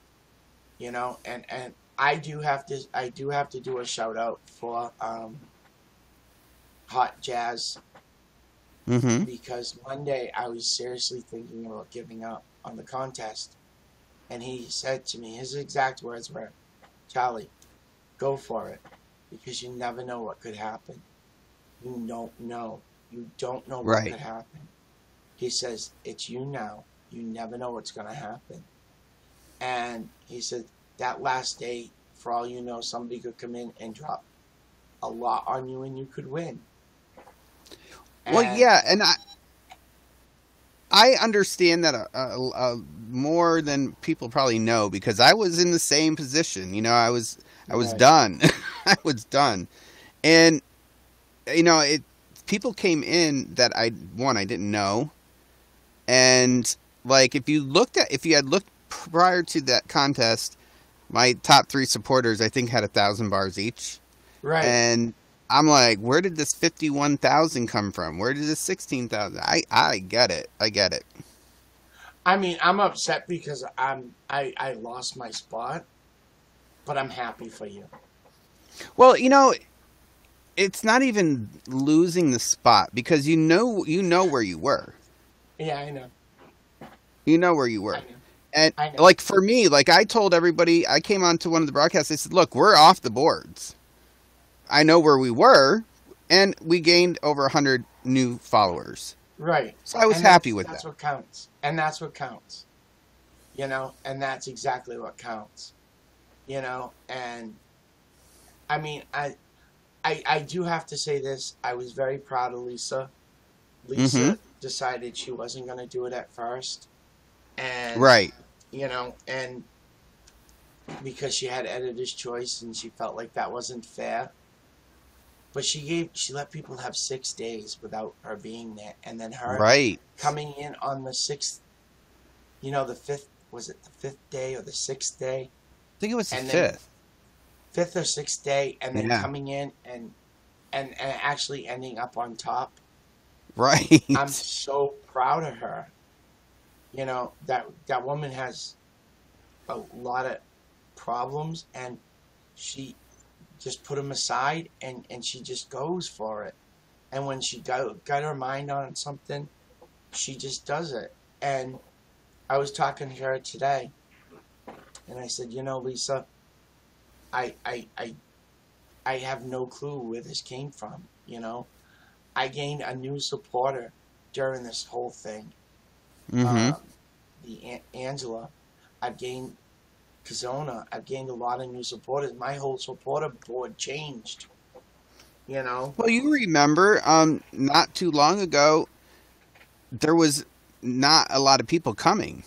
Right. And now, look at now. Right. And Matt, I remember talking to you, not that long ago either, and you were like, Charlie, I'm about ready to give up. I'm thinking about going to another platform. And I'm like, Matt, why? You said, because I look at my views. And I'm like, Matt, give it time. YouNow is starting to change. It's starting to grow again. Give it time. You'll see things starting to change. And look, it is changing. You are getting more viewers. And I'm proud that you're stuck in there. Yeah, and don't get me wrong, because I'm in that frame of mind often.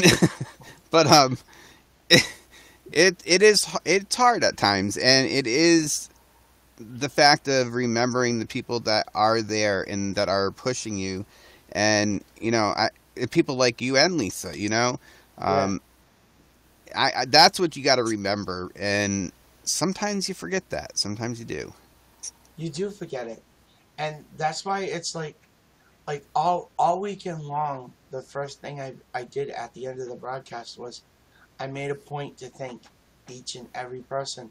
I'm like, thank you so much for all the love and support that you've shown in this contest and in this broadcast. Thank you. Because, guys, to be honest, if it wasn't for you guys, there wouldn't be any of us. You guys are the ones that are amazing. You guys are the ones that help us out. You're the ones that support us. Going back to Viv. Viv's been there since almost day one. Yeah, Viv is amazing. Viv has been with me since almost day one. She stuck by me. She was there. She was supporting me. She kept saying to me, Charlie, you're going to get partnered. Giving me the encouragement. And it was nice. And then, things changed and new people came in. And Viv was still there. And Viv's still there to this day. Yep. Well, when you go live on a broadcast, it's like you are waiting to see certain people, your regulars. Right. And I honestly don't even know when Viv came in, but I just know that she's been there. And it's like, yeah, Viv is great. She's great. Yeah. And I mean, this weekend, she knew how I was feeling, and she put. I mean, she changed it back now, but in the contest, she put Smiling Viv, and it Yes. literally teared me up because she knew exactly right when to do it, when I Right. needed her to do it, and she did Well, it. I think a lot of times, we come on here and for broadcasters, it's like, okay, we're broadcasting, we're hanging out, but there's another side of that too. Right, You are touching people. You are making a difference, even if it's one person. You know, you're making a difference. And Charlie, most certainly, you are making a difference in people's lives. We might not see it all the time, but it's there. And yeah, that's why I think, because I watched you before you were partnered. I mean, I really honestly think you are such an amazing person that has touched people's lives, and sometimes we forget it, and it's just we need to be reminded. right. And I mean, Matt, it just like over this year, I mean, I have seen you now change so much. Yeah. And it's funny because I'm like, I came in, and as like Lisa, we came in, and you came in with positivity, which was unheard of. And we stuck with it, and we kept pushing it and pushing it. And, it's nice to see that even like some of the bigger broadcasters, which I still don't consider myself a big broadcaster, even though I do have a sub button. Not a sub button. I'm waiting Smiling for that sub Viv. button. Right. She just. Even though I'm partnered, I don't consider myself a big broadcaster.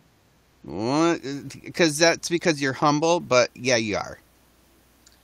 And some of the bigger broadcasters say to me, Charlie, you have made such a change in this platform you don't even understand. Mm-hmm. Don't understand. And the one thing, it was like, yeah, you could say that, and thank you for saying that. That means a lot to me. But when I asked Anna for a birthday banner, I'm like, yeah, I'm not gonna get it. You know, I'm not gonna get it. And then she emails me back, Charlie, email me all the information. There you go. You're gonna get a birthday banner. And she says, just remember that you are a good person and we love you. And I'm like, Yes. I did not expect that.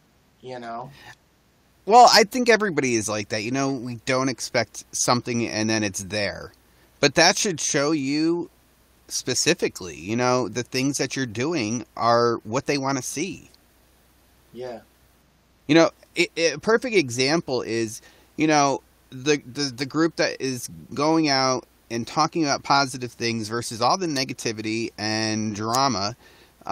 You find that people, like, example, I asked a broadcaster to come on the show, and they were like very cautious because they thought it was something negative. Right. And I'm like, no, it's all positive, really. And I've never seen a broadcast that you've done that's ever been anything outside of that. And that's what I try to do. I, as you know, Matt, I got a lot of problem when I guested Just Ryan. Mm-hmm. I went through a lot at that point in time after I guessed Ryan. But the thing is my whole point was, guys, we are trying to find the good in everyone. And we're trying to find the support in everyone. We're not trying to bring people down. We got to build them up. Right. And that's the one thing we got to learn on this app. And some broadcasters still need to learn it. Yes. That we are not here to tear each other down. We are here to build each other up, to help them out. We don't know what they're going through. We don't know what their situations are like. Yeah. Take the time to find out what the people are like. Take the time to find out what they're about. Take the time to find out what they're going through. There could be reasons why different things are happening because of what they're going through. We don't know. And if we don't make an effort, you know, we lose.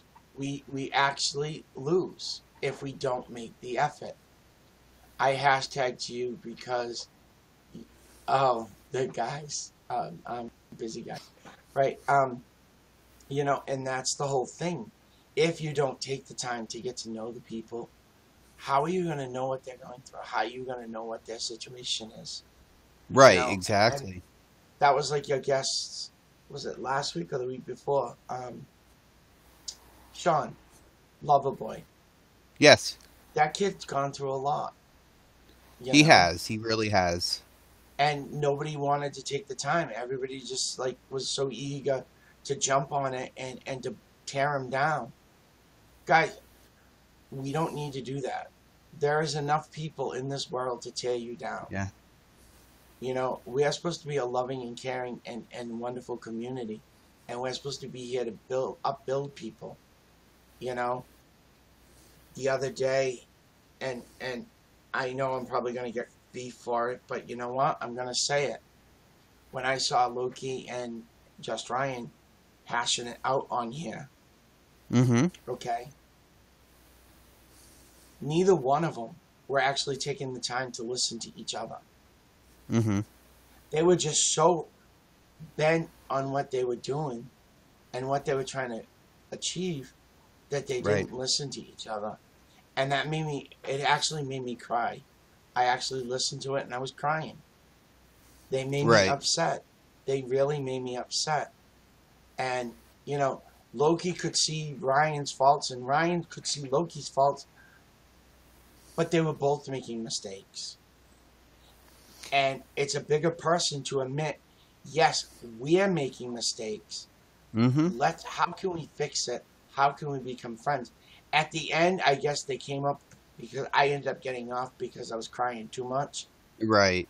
I guess at the end they came to an agreement that they won't talk about each other. You know, so be it. That's good. I'm glad. You know?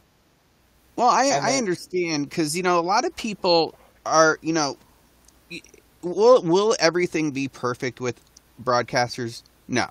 But when there is something that goes wrong, and, you know, it most certainly will from time to time, come together, have a discussion, and make it right.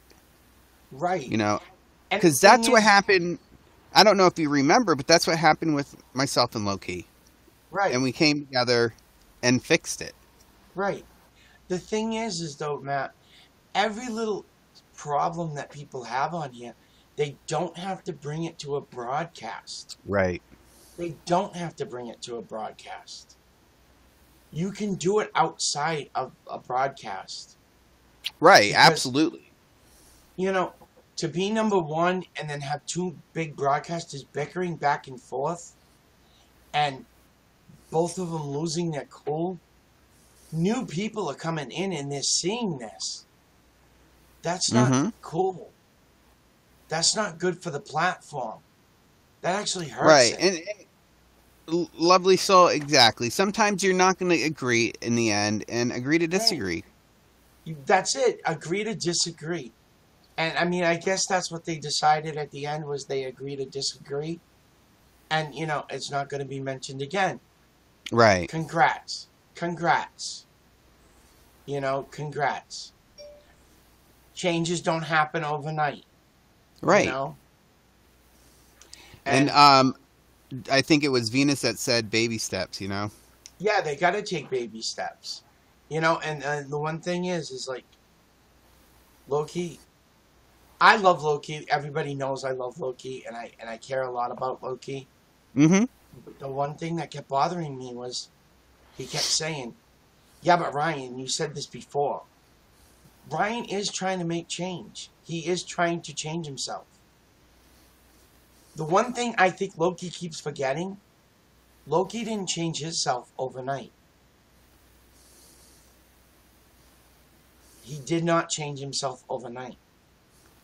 It took time.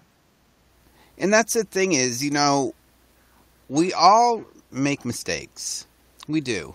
And we sometimes we don't want to admit we make mistakes. But Right. like you said earlier, there is good in everybody. Right. And it's about looking for the good in everyone. Right. You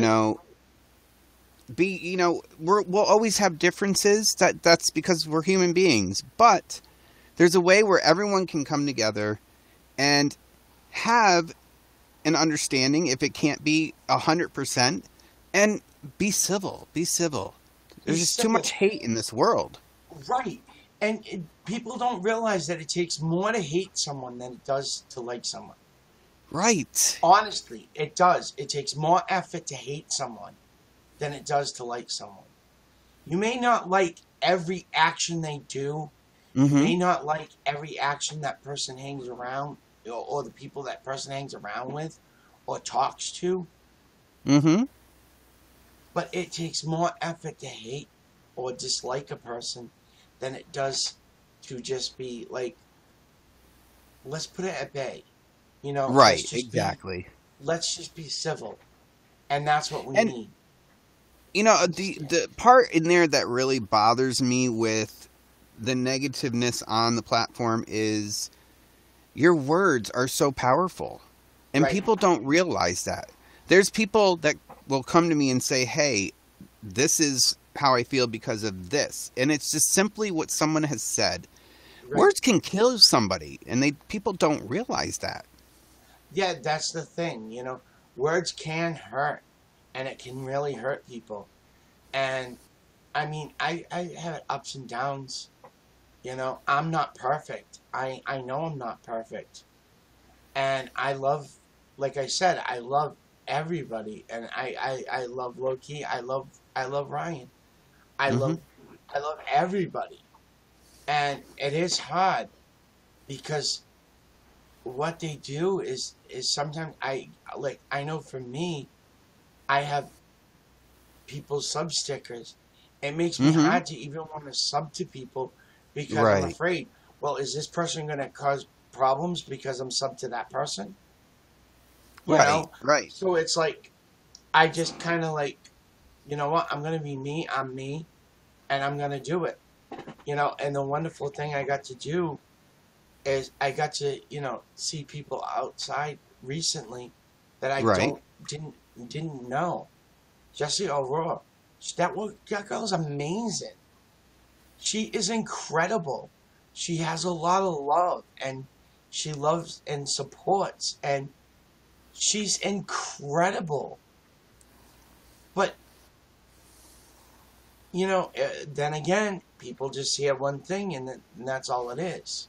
Well, I think a lot of people, especially people that don't broadcast, a lot of people will blindly follow someone to the death.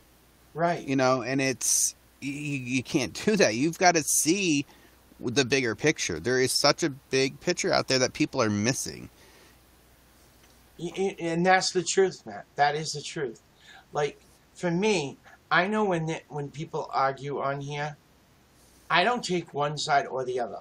Right. I will listen to what that one person has to say, and then I will go to the other person's broadcast, listen to what they have to say. Right. And form my own opinion. Exactly. I'm not going to run around and tell everybody my opinion. Right, right. But it's my opinion. And what a lot of broadcasters don't realize is when they state an opinion, to some people, it becomes a fact, not an opinion anymore. It's a fact. Exactly. And even though it was their opinion. Right. And the broadcaster giving that opinion, already having people that will loyalty and, you know, blindly following them, it's like, wow. Right. So, I mean, we as supporters, and we as viewers, we have to learn to just step aside and not say things and just listen. And, you know, offer support where you can offer support. Right. But like I said, there's enough things going on. You can't be limit. Can't just the white and black thinking. Always stay open to understand each other's yes. Exactly. Right, and that's it. Lovely soul. People do forget that there are gray areas. There's gray areas in everything. There's gray areas in life. Right. If it was just plain black and white, it would be very boring. There are a lot of grays. And, I think it's people need to just say, okay, I'll be open. I'll be open. I just want to get back to what we were, the love and support and caring for one another and helping build up each other. Because, now I remember, Matt, as you do, going back 2 months ago, you could look at the hashtag guys and you were lucky if there were 30 broadcasters on. Right. And now we're at almost 66 broadcasters. Right. I just pulled it down. Yeah, absolutely. That wasn't like this. Right. YouNow is growing. YouNow is growing. It is. It's slowly but surely coming back. The other thing is that I love to see is the broadcasters that are coming back. The ones that left that are coming back. Right, exactly. And there's so many new people that I don't even recognize that are here. Right. And there are a lot of big people. People get upset that, some people come in and, they're already partnered and they already have a sub button. But you know what? They might have earned it on another platform. Exactly. Take the time to get to know the person. Right. See what they're about. They could have earned it on another platform. And YouNow says, hey, come to our platform and help us out. We got to look at it as that way.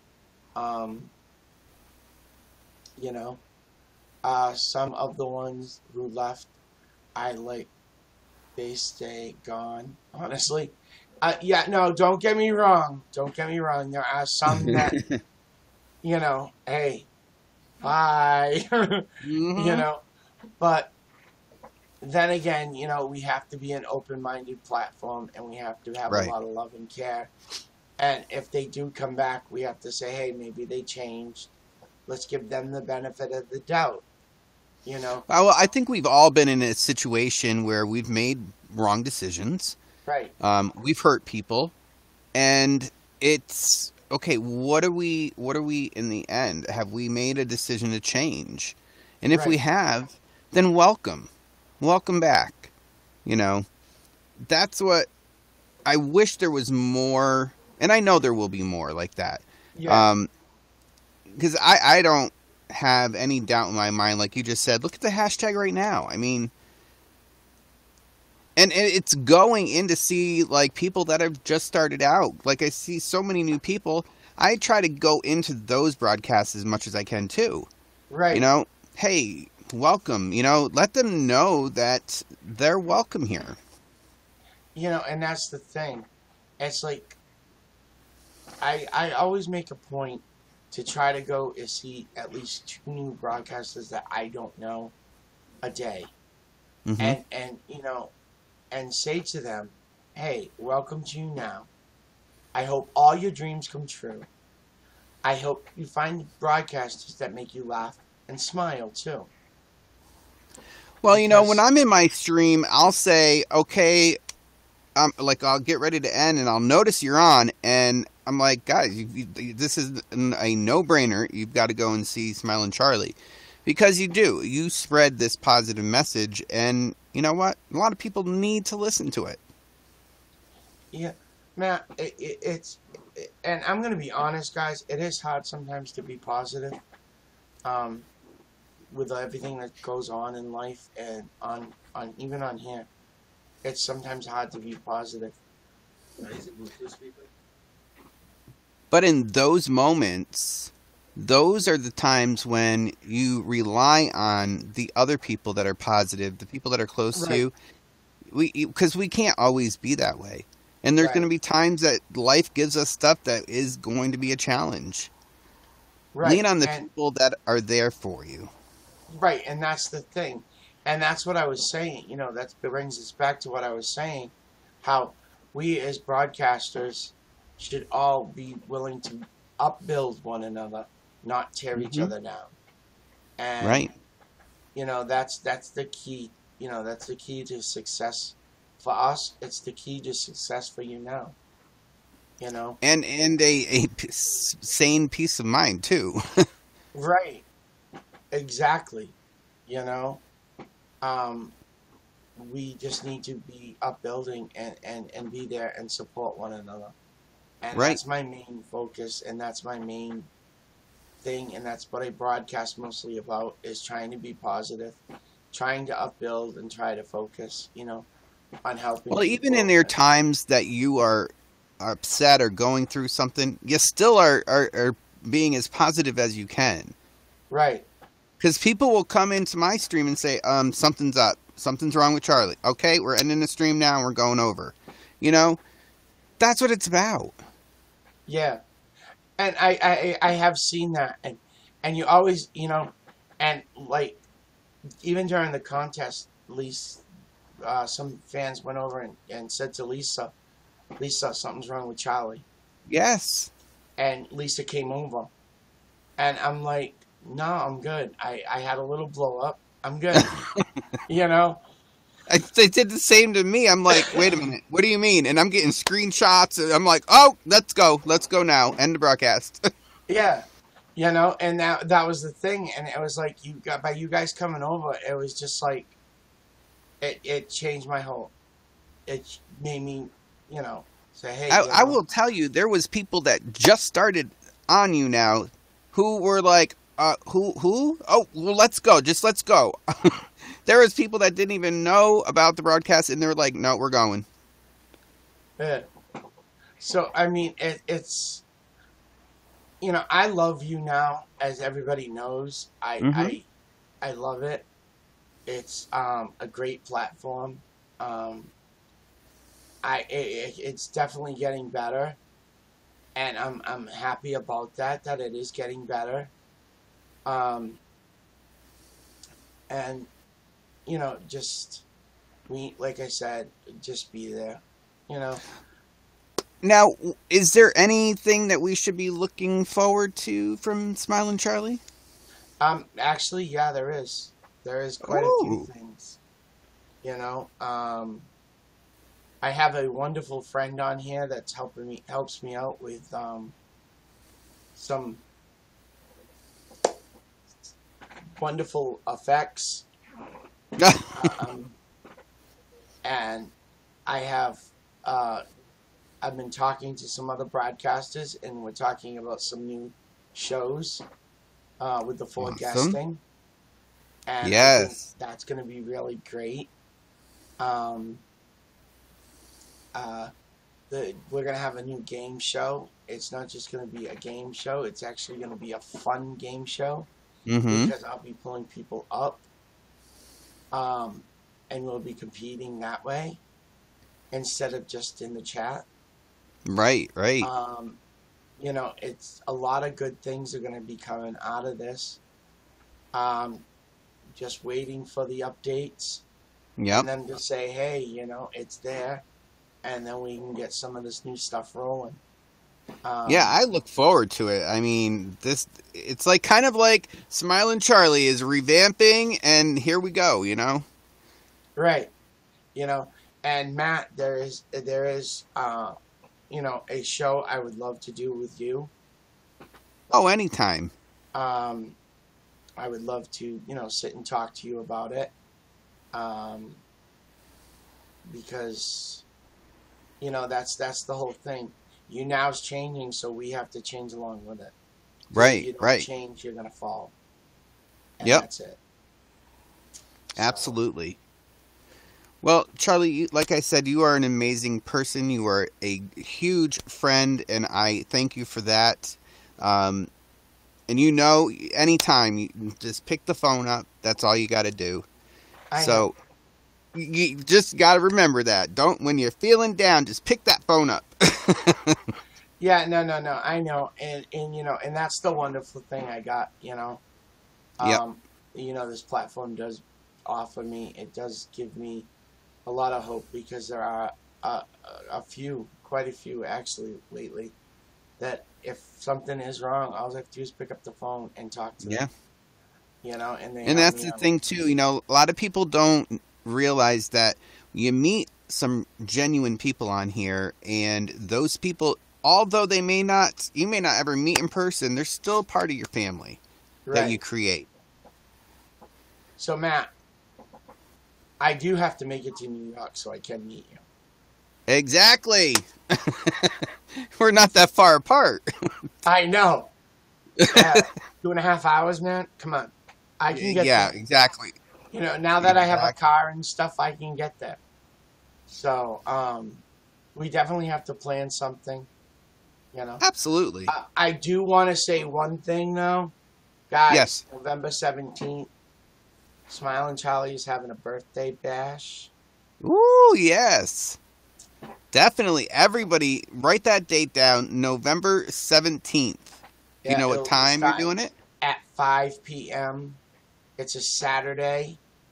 We are going to start at 5 p.m. You're awesome. going to get to see Smilin Charlie. I'm almost positive you're going to see Smilin Charlie drink. That's what I thought you were going to say. Yes, I am there for it. But Matt, you know what would be really great? What's that? That weekend, now that I live alone, if that weekend you could come visit. Hey, that could be dangerous for the platform. Oh, brother. It would be fun, though. It would be. Oh, it would. It would. I will have to look at that. November. I'm going to write that down right now, because that could be doable. It's the week before. It's the weekend before Thanksgiving. Right. And I believe, I don't work on the weekend, so there you go. I don't either. And the thing is it's like my birthday is actually on the 20th, but that's 2 days before Thanksgiving, and I figured a lot of people will be traveling. Right. To family members, so that's why I did it on the weekend. Plus, the other reason I did it on that day is because it is Chantel's birthday, who's another OG of mine. And she means a lot to me, along like the other OGs that I say all the time. Means a lot to me, so I figured I'd give her a shout out on that day too. Absolutely. And that's who you are. You do those things. You take care of those people, and that's what's so great about you. Thank you. You're very welcome. And keep being amazing, Charlie, because everyone is always looking out for you, so don't forget that, and keep doing what you're doing, because you know what? It's going to spread. It's like a disease almost. People will catch on and say, this is what I want to do. And I'm liking it. I am liking it, So I do have to broadcast a little bit tonight. I ain't gonna stay on long though, but I am gonna broadcast a little bit. But I'm gonna stay here until after your broadcast is over. So. Well, I thank you so much, because I wanted you to come on, and you were just like, okay, just like that. So I really appreciate that. I appreciate you. You're, like I said, you are an amazing person and an amazing friend, and I'm very grateful that I met you. I'm grateful that I met you too, Matt. And as you know, Matt, I'm always here for you, man. And feel free. You can always come on and come and guest with me. I'm still waiting for us to do a positive. I know. Together. I know. You tell me when, and I will be there. All right, sounds good. I will definitely do that, Matt. All right. Thank you so much. I am gonna be in the chat. Much love. All guys. right. All right. Bye. Bye. Yes, guys, if you are not fanned up to the last or the previous two guests, please fan them up. Both amazing people. And yeah, this is what the platform needs, is more positive broadcasts, more positive people spreading this message. And you know what? It starts with one person. and it can go like wildfire. All right.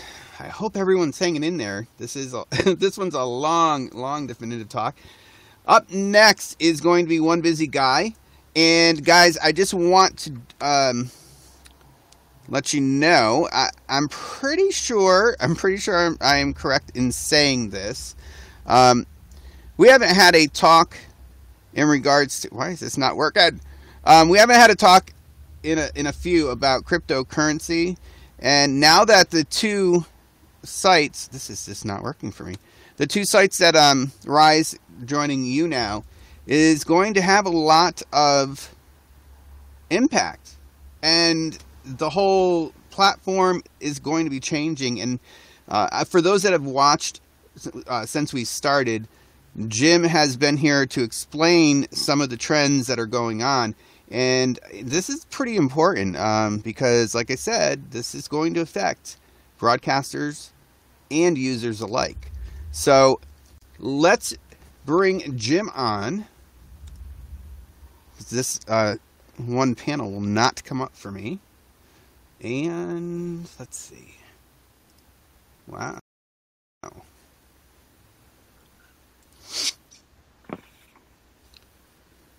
And once again, I know last time we've had a conversation like this on the show.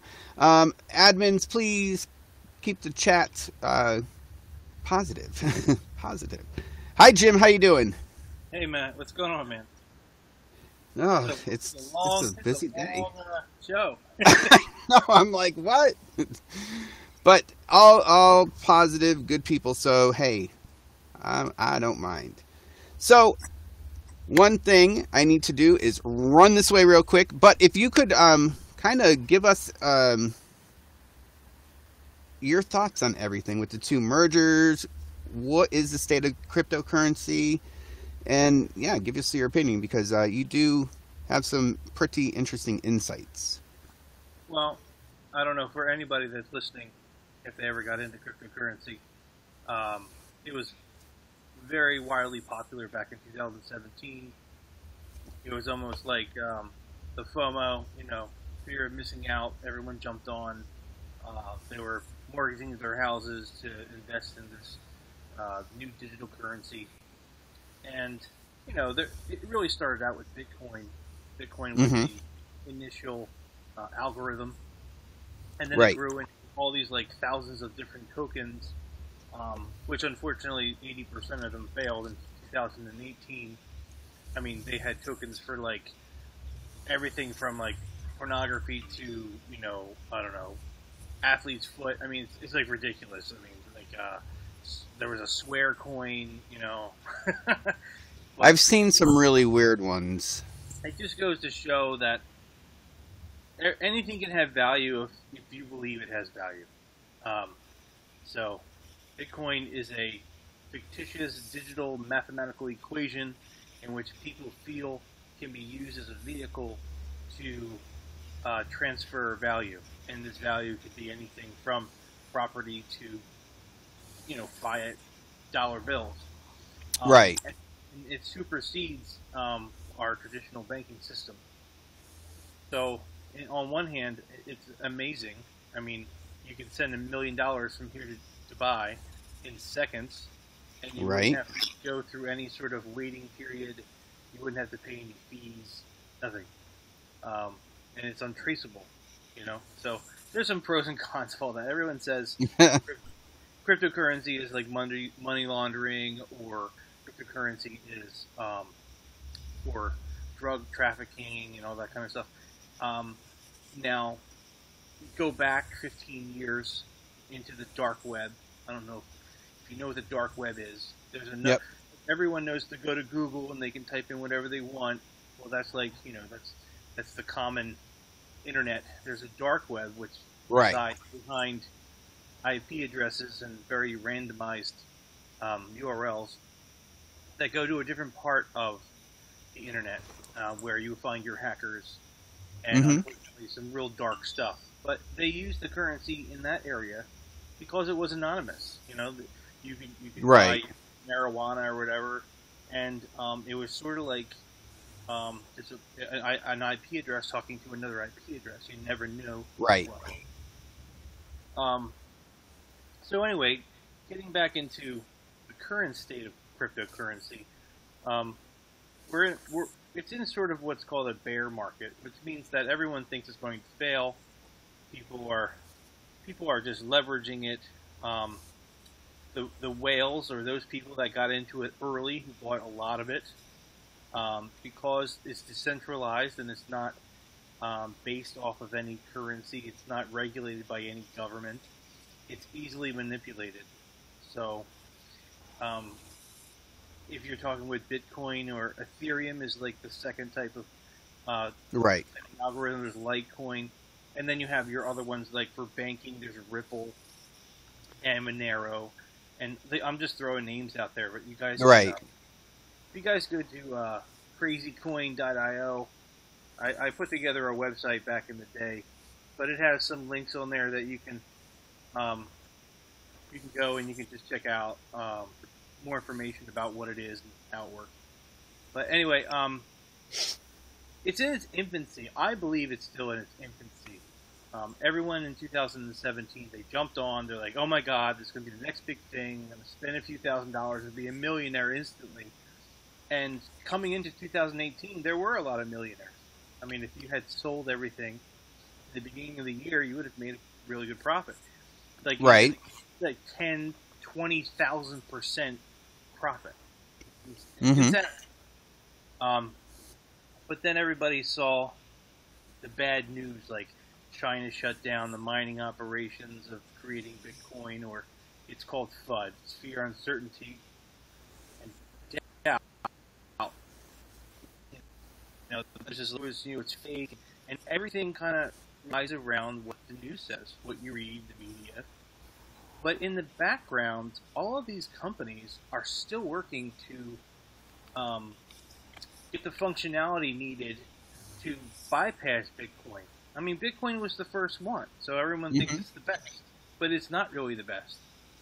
There are other companies out there that are building coins, and they're called smart contracts. And what a smart contract is, it's pretty much like, if you can think of a contract that no one could, once it's written and everyone agrees on the contract, it can never be changed, it can never be hacked. Right. And everyone would have the same contract. And why it's so valuable is you could use this in every aspect of the world. You could use it to track shipping containers that came into the U.S., inventory of stores, the value of cars. You know, you go to a car dealership and cars devalue in value, but what if you had a contract that stated specifically how the car depreciates, down to like the side view mirror or the back muffler? I mean, everything has a depreciated value, but they can never tell you what it is because it would be too complicated. But these contracts that are coming out are very sophisticated, and they do all the work for you, and no one could ever manipulate it. So everyone would be on the same, sort of the same level. Like, you wouldn't have to be a zillionaire, you know, or like, we have all these classes now. You know, you have poor, lower class, middle class, upper class, and then the elite. And all of that class revolves around physical money. It revolves around the dollar. But what if the dollar wasn't competitive anymore? What if there was another currency that competed, or not even competed, but was adopted over this currency? I mean, I know everyone hates paying taxes. Right. And so think of the math involved in taxes. So you make a wage, and then you get taxed on the wage that you make. And then you take that money and you go to a store and you buy something. So your already taxed money is taxed again when you buy something. And suppose you buy something and you build something with it. And then you sell the something that you built. Well, then you get taxed again on your profit. So you're triple taxed on the money that you earn. Triple taxed. People don't look at it that way. Oh, no, yeah, exactly. But people need to.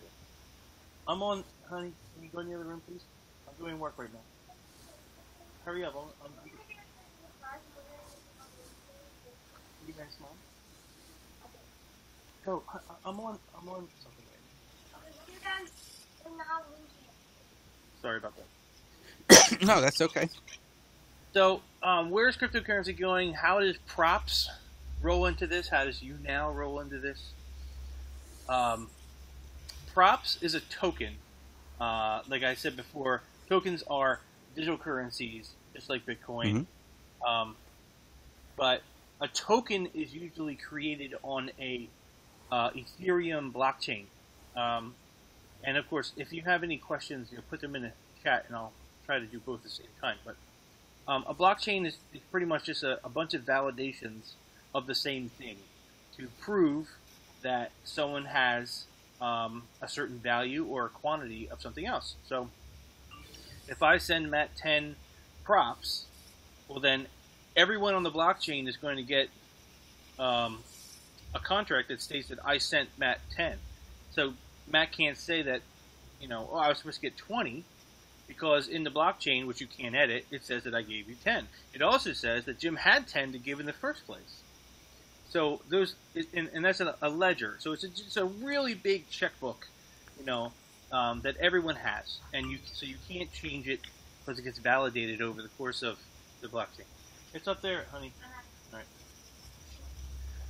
right. So props and YouNow are merging, and I remember when I first met Matt. I met Matt and Venus on the app, the Rise app. And the Rise app was, I believe, an attempt to pull people into the mobile version, the next generation of YouNow. And I honestly think it didn't get adopted as well as they thought it would. Mm-hmm. And it was all based on the blockchain. It was all based on the technology of cryptocurrency. So first they said, props was you could earn props by contributing your content through the app. Same way on YouNow. I mean, YouNow does it differently. Their staple, is the gold bars and the likes and the coins and all that good stuff, and that's how you get your rating up, and they log your hours and whatnot. But the incentive to using the app would be you would earn these tokens, and tokens, if they become adopted or a certain amount of people start to use them, and their market cap gets to a certain amount, then they get put on what are called exchanges. Just like our the NASDAQ has an exchange where you can buy Apple and all different kinds of stocks. Well, just think of a token as just another stock that you can trade all over the world on these exchanges. Now, these exchanges are deregulated. They're decentralized, so no one really runs them. They're just a piece of software on a server or many servers in a certain country or island. Right. And they're maintained by people that, decided to create them. So your money really isn't protected by any sort of government or anything. So it's very risky, but it's also very lucrative because, again, there's no tracking. It's totally anonymous, and because it's so new, the rate of exchange could jump from 1/100th of a penny to 20 cents in 6 months, where you can make a 20,000% profit on your investments. Right. So that's why props came into play. Props had an ICO. An ICO means it's an initial coin offering. Like when you have a stock, it's an IPO, which is an initial public offering. So same thing. Right. But it was very. I'm in technology. In 2017, I could have had an ICO for any coin. I could have had a coin made in literally 2 hours. I could have put that coin onto a website that I build, and then I could have said, I will give, and you can generate as many as you want. So I actually have a few coins that are like 10 million. I made 10 million of them. Okay, and then I could say, get in now, because you never know. These coins that are worth 1/100th of a penny could be worth $2 in 2020, and you never know. But you need to invest right now to send me Ethereum. Ethereum was one of the top 3. So these ICOs would pop up in 2017, and people were just throwing money at these tokens and had no clue what they did. They didn't know if they were going to be valuable. But the people that were building these websites were very convincing, and the marketing was just out of this world. And, you know, if you were new and you were excited about it and you kept hearing about it, most likely you would purchase Ethereum and you would buy a few thousand coins, hoping, you know, to win the lottery come 2020. So Props did this. They raised a whole ton of money. Yep. And then it kind of got silent for a while. They didn't really update too much. And then I remember maybe at the end of 2017 or maybe the beginning of 2018, Props began to show on the Rise app that you could start to, you know, click in a few, you know, tenths of a coin for how many ever hours you put on. Right. I wasn't a big time Rise person. I would just kind of check in.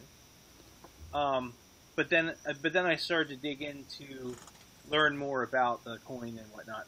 And if you guys don't know what Telegram is a anonymous chat program that Props has its own official feed. And if you really want to learn more information about Props, telegram.org.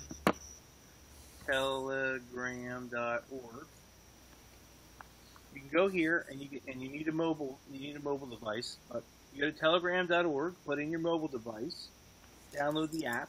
You can also do it online through your web browser. But if you go to if you search for Props Project,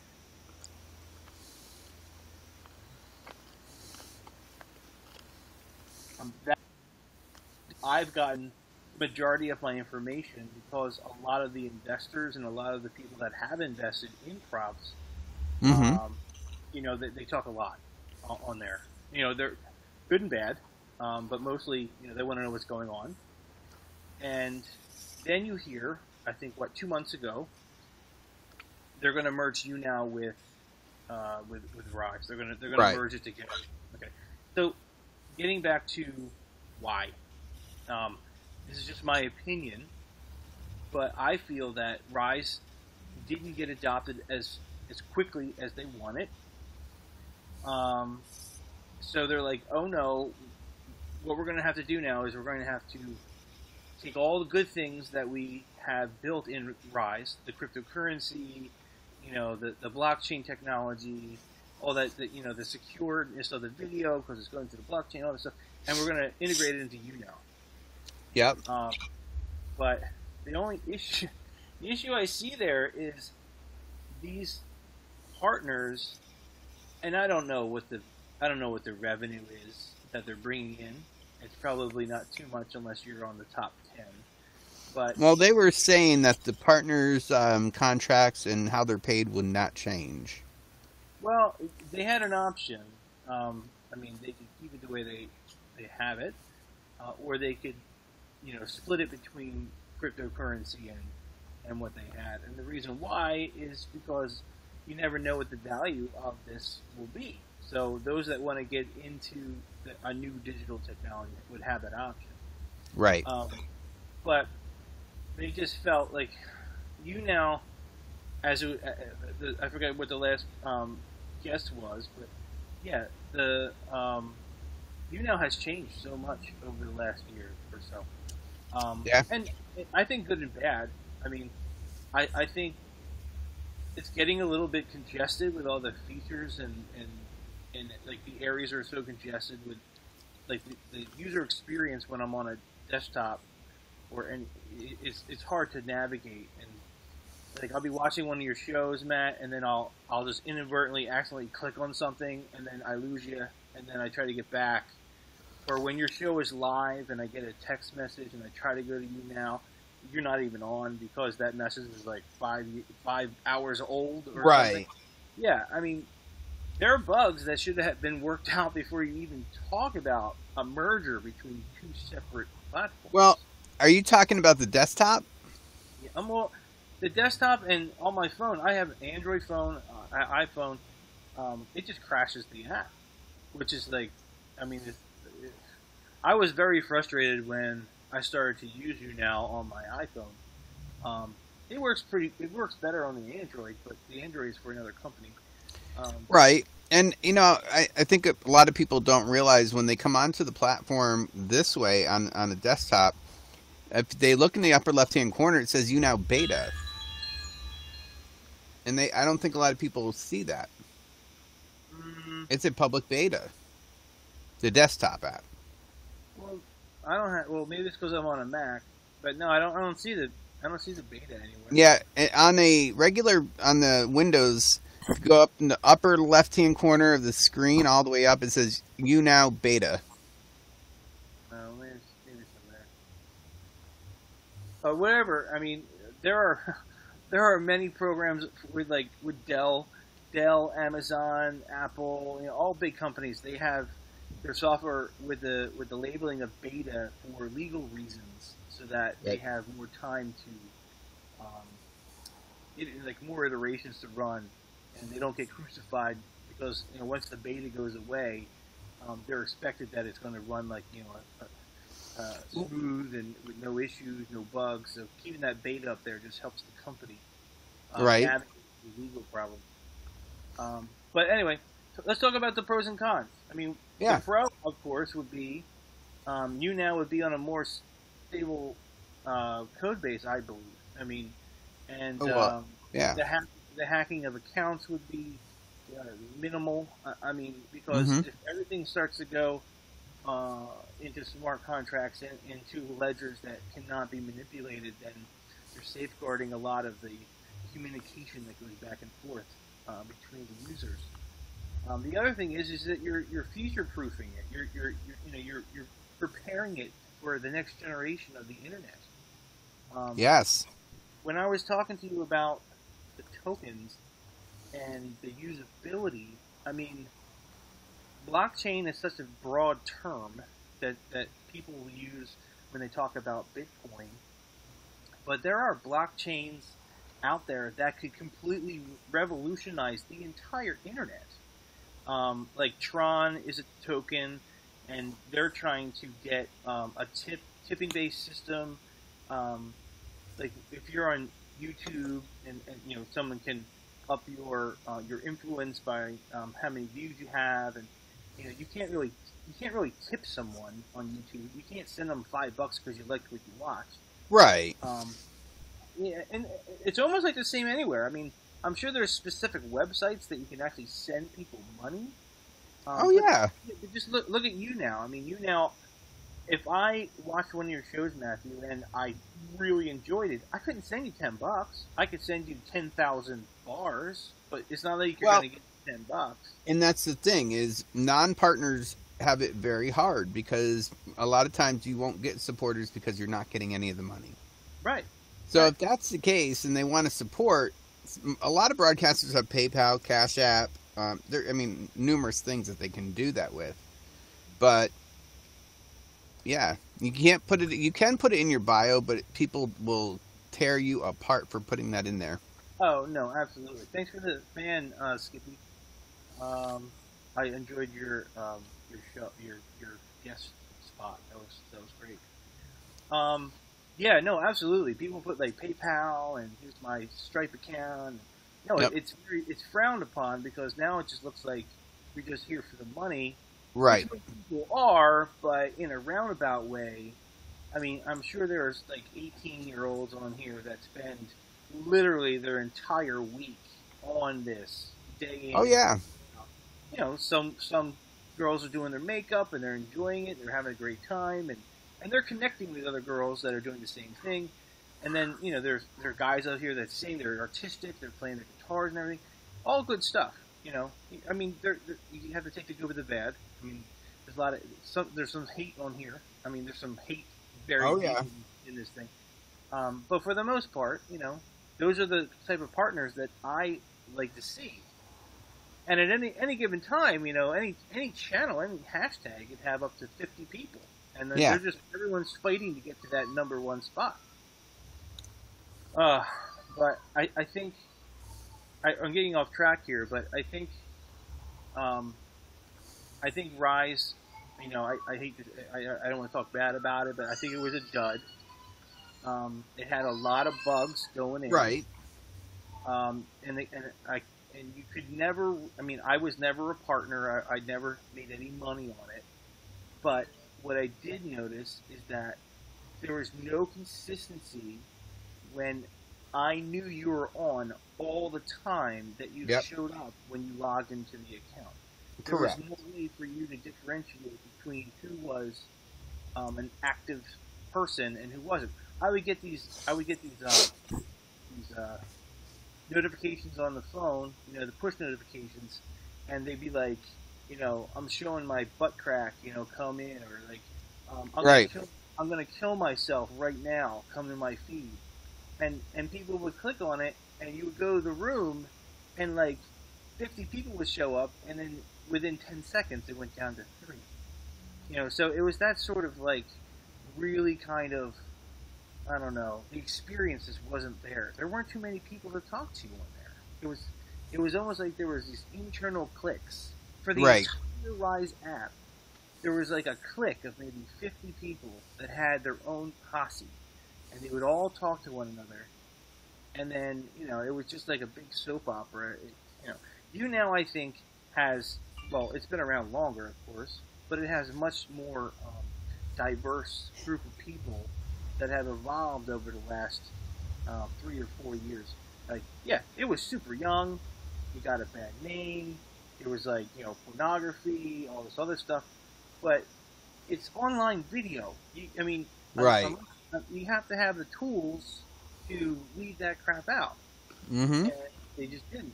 I mean, I am sort of like addicted to this one app. It was called Music.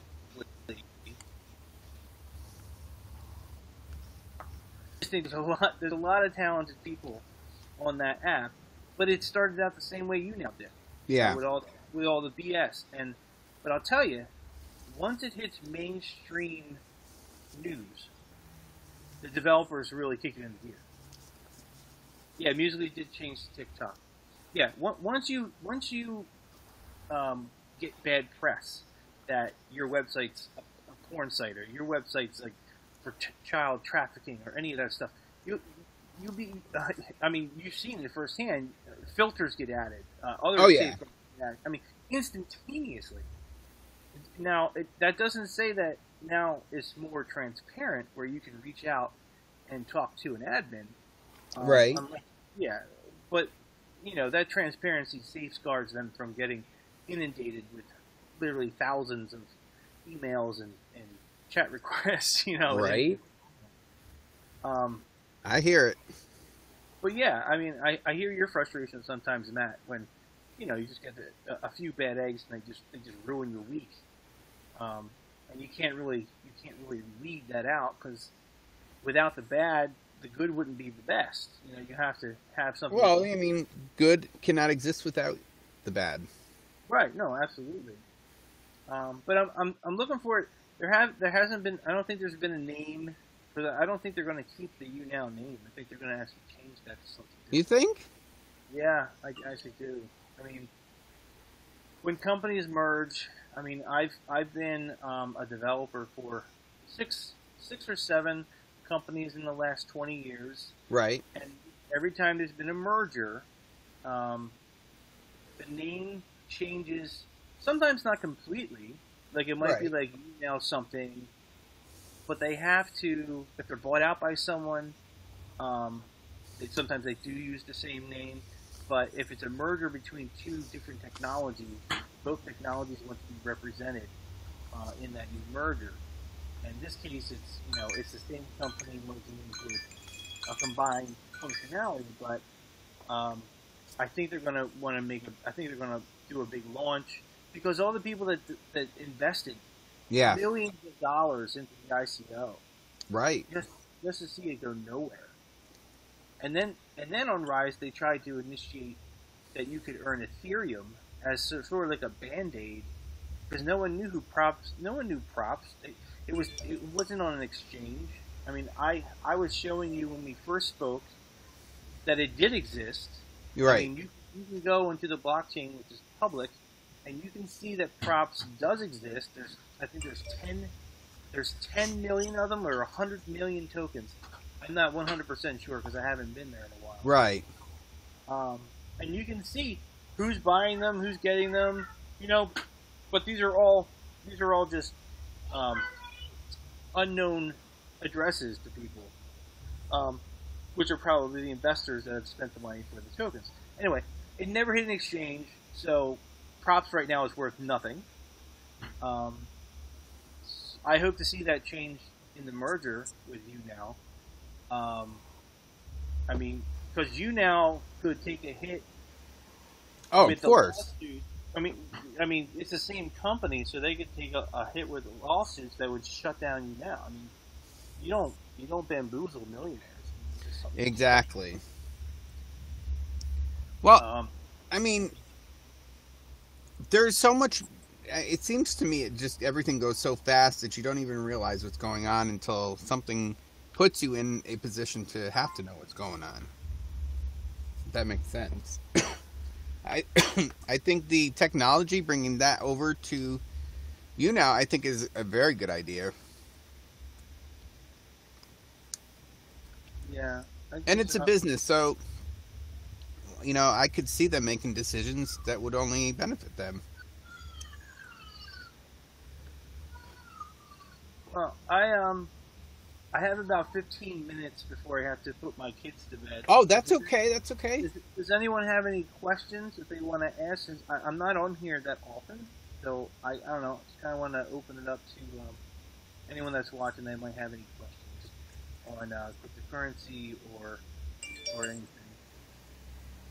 And if you think of something and we've already logged off, just send it to my Twitter or my Instagram, and I can get that to him. What made you start doing YouNow? What, me or Matt? You. Well, Matt is the culprit. I mean, oh geez. Yeah, well, I mean, I met Matt on Rise, and then they would always mention, well, if I'm not on here, I'm on YouNow. So I went to YouNow. And, it's just a video chat platform. I mean, I was on Facebook Live. I was on YouTube Live. I still do shows here and there. I do game reviews sometimes on Caffeine. You guys know what that is. Or on, oh my God, what is it? Twitch. There's so many different video platforms out there. Matt, we're doing question and answer. This is crazy. You can ask me a question, Big T, or ask Matt a question. Matt, are you doing question and answer? If you have a question for Jim, just type it in the chat. Jim's got just a few more minutes with us.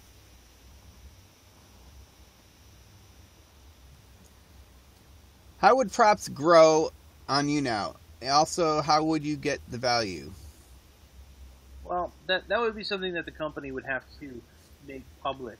There's a white paper. I mean, that's pretty much like a manual to what a coin is or a token. And within the white paper, it would explain specifically how you would earn that token. You would earn the props. So, I don't know, you could ask Matt. Matt knows how long he talks on Rise for a given month, and then he could see the change in his token accumulation over that time, and then you'd be able to figure out what the rate is. But I'll tell you, it's not a lot. It's like 0.01, right, token per 8 hours, or even more than that. So that's something that would have to be specifically given to the community by the creator. The other thing is the value. Once a token gets to an exchange, the value goes up astronomically, because now the visibility of that coin is no longer isolated to YouNow or Rise. It's now on like crypto marketplace or crypto this right. or crypto that. You then enter the mainstream of now you're one of those tokens of the 2,000 that exist, and it's all through marketing that gets that token into more and more exchanges. Now there's a cost involved. I mean, some exchanges ask for like $50,000 to even get their token listed. Others are free. I mean, you always start with the free one, work up, but they're not known and they're not trusted. The top three that I know of, and they're growing every day, is Bittrex, Binance, and Coinbase. Those are the three exchanges. Coinbase was only Bitcoin, Ethereum, and Litecoin, but now they're branching out into more tokens. Right. So I hope that answered your question. Yeah. So the value of props would be identified by the actual creator, which would be YouNow, and the value of that would be outlined in the white paper, and then it would get actually more valuable as more exchanges adopted it, as more people start to use it. Because then you can trade one props for like one bit token for like a little bit of Bitcoin, or you can so you can start to exchange props for other coins. Oh yeah. Yeah, I mean, it's all, everyone has their own algorithm, or they did on Rise, about their engagement. And Jim's absolutely right. It takes a lot to make it value of some sort. Like, we couldn't take out our Ethereum until we hit 0.01. And I think that was like $3. So, yeah. And we don't know what it's going to be worth over here because it's not here yet. I mean, I've seen the prototype of how the chat's going to look, how the screen's going to look, and it's pretty amazing, I think. But yeah, if you guys do think of some questions that just come up when it's off the when we're not on here, just let me know and we'll get them answered for you. Oh, the other thing, Definitive, the website that Matt has for his show. If anyone is on here watching, or anyone that you know is a influencer and wants to consolidate what they have into one place for people to watch or scroll through, go to definitivetalk.com. You'll get kind of an understanding as to what can be put together for you. And if you're interested in having a website built like that one, you can either reach out to Matt, or you can contact me at onebusyguy.com. All right. Absolutely. Well, thank you so much for coming on and explaining all this, because we haven't had this in a while and people were asking a lot of questions, and I think it was very informative, and hopefully everybody is on the same page. Cool. All right. Where'd my cursor go? All right. Have a great evening. I'll talk to you later. All right. Thanks for having me on, Matt. Yep. Bye. All right, guys. That is the end of the show, and I hope you enjoyed. We had amazing people on tonight, and thank you guys for being respectful and hearing everybody out, because everybody's got a story and it needs to be told. All right, guys, next week it's going to be another good one. Just watch the social media, and if you want, you can go to definitivetalk.com and get all the information you need. And you can also leave a message there if you want to, send something to the contact us key. It'll go right to myself. So that's the easiest way to do it. But I hope you enjoyed the show. And until next time, take care of yourself, guys, and have an amazing rest of your evening. Come on.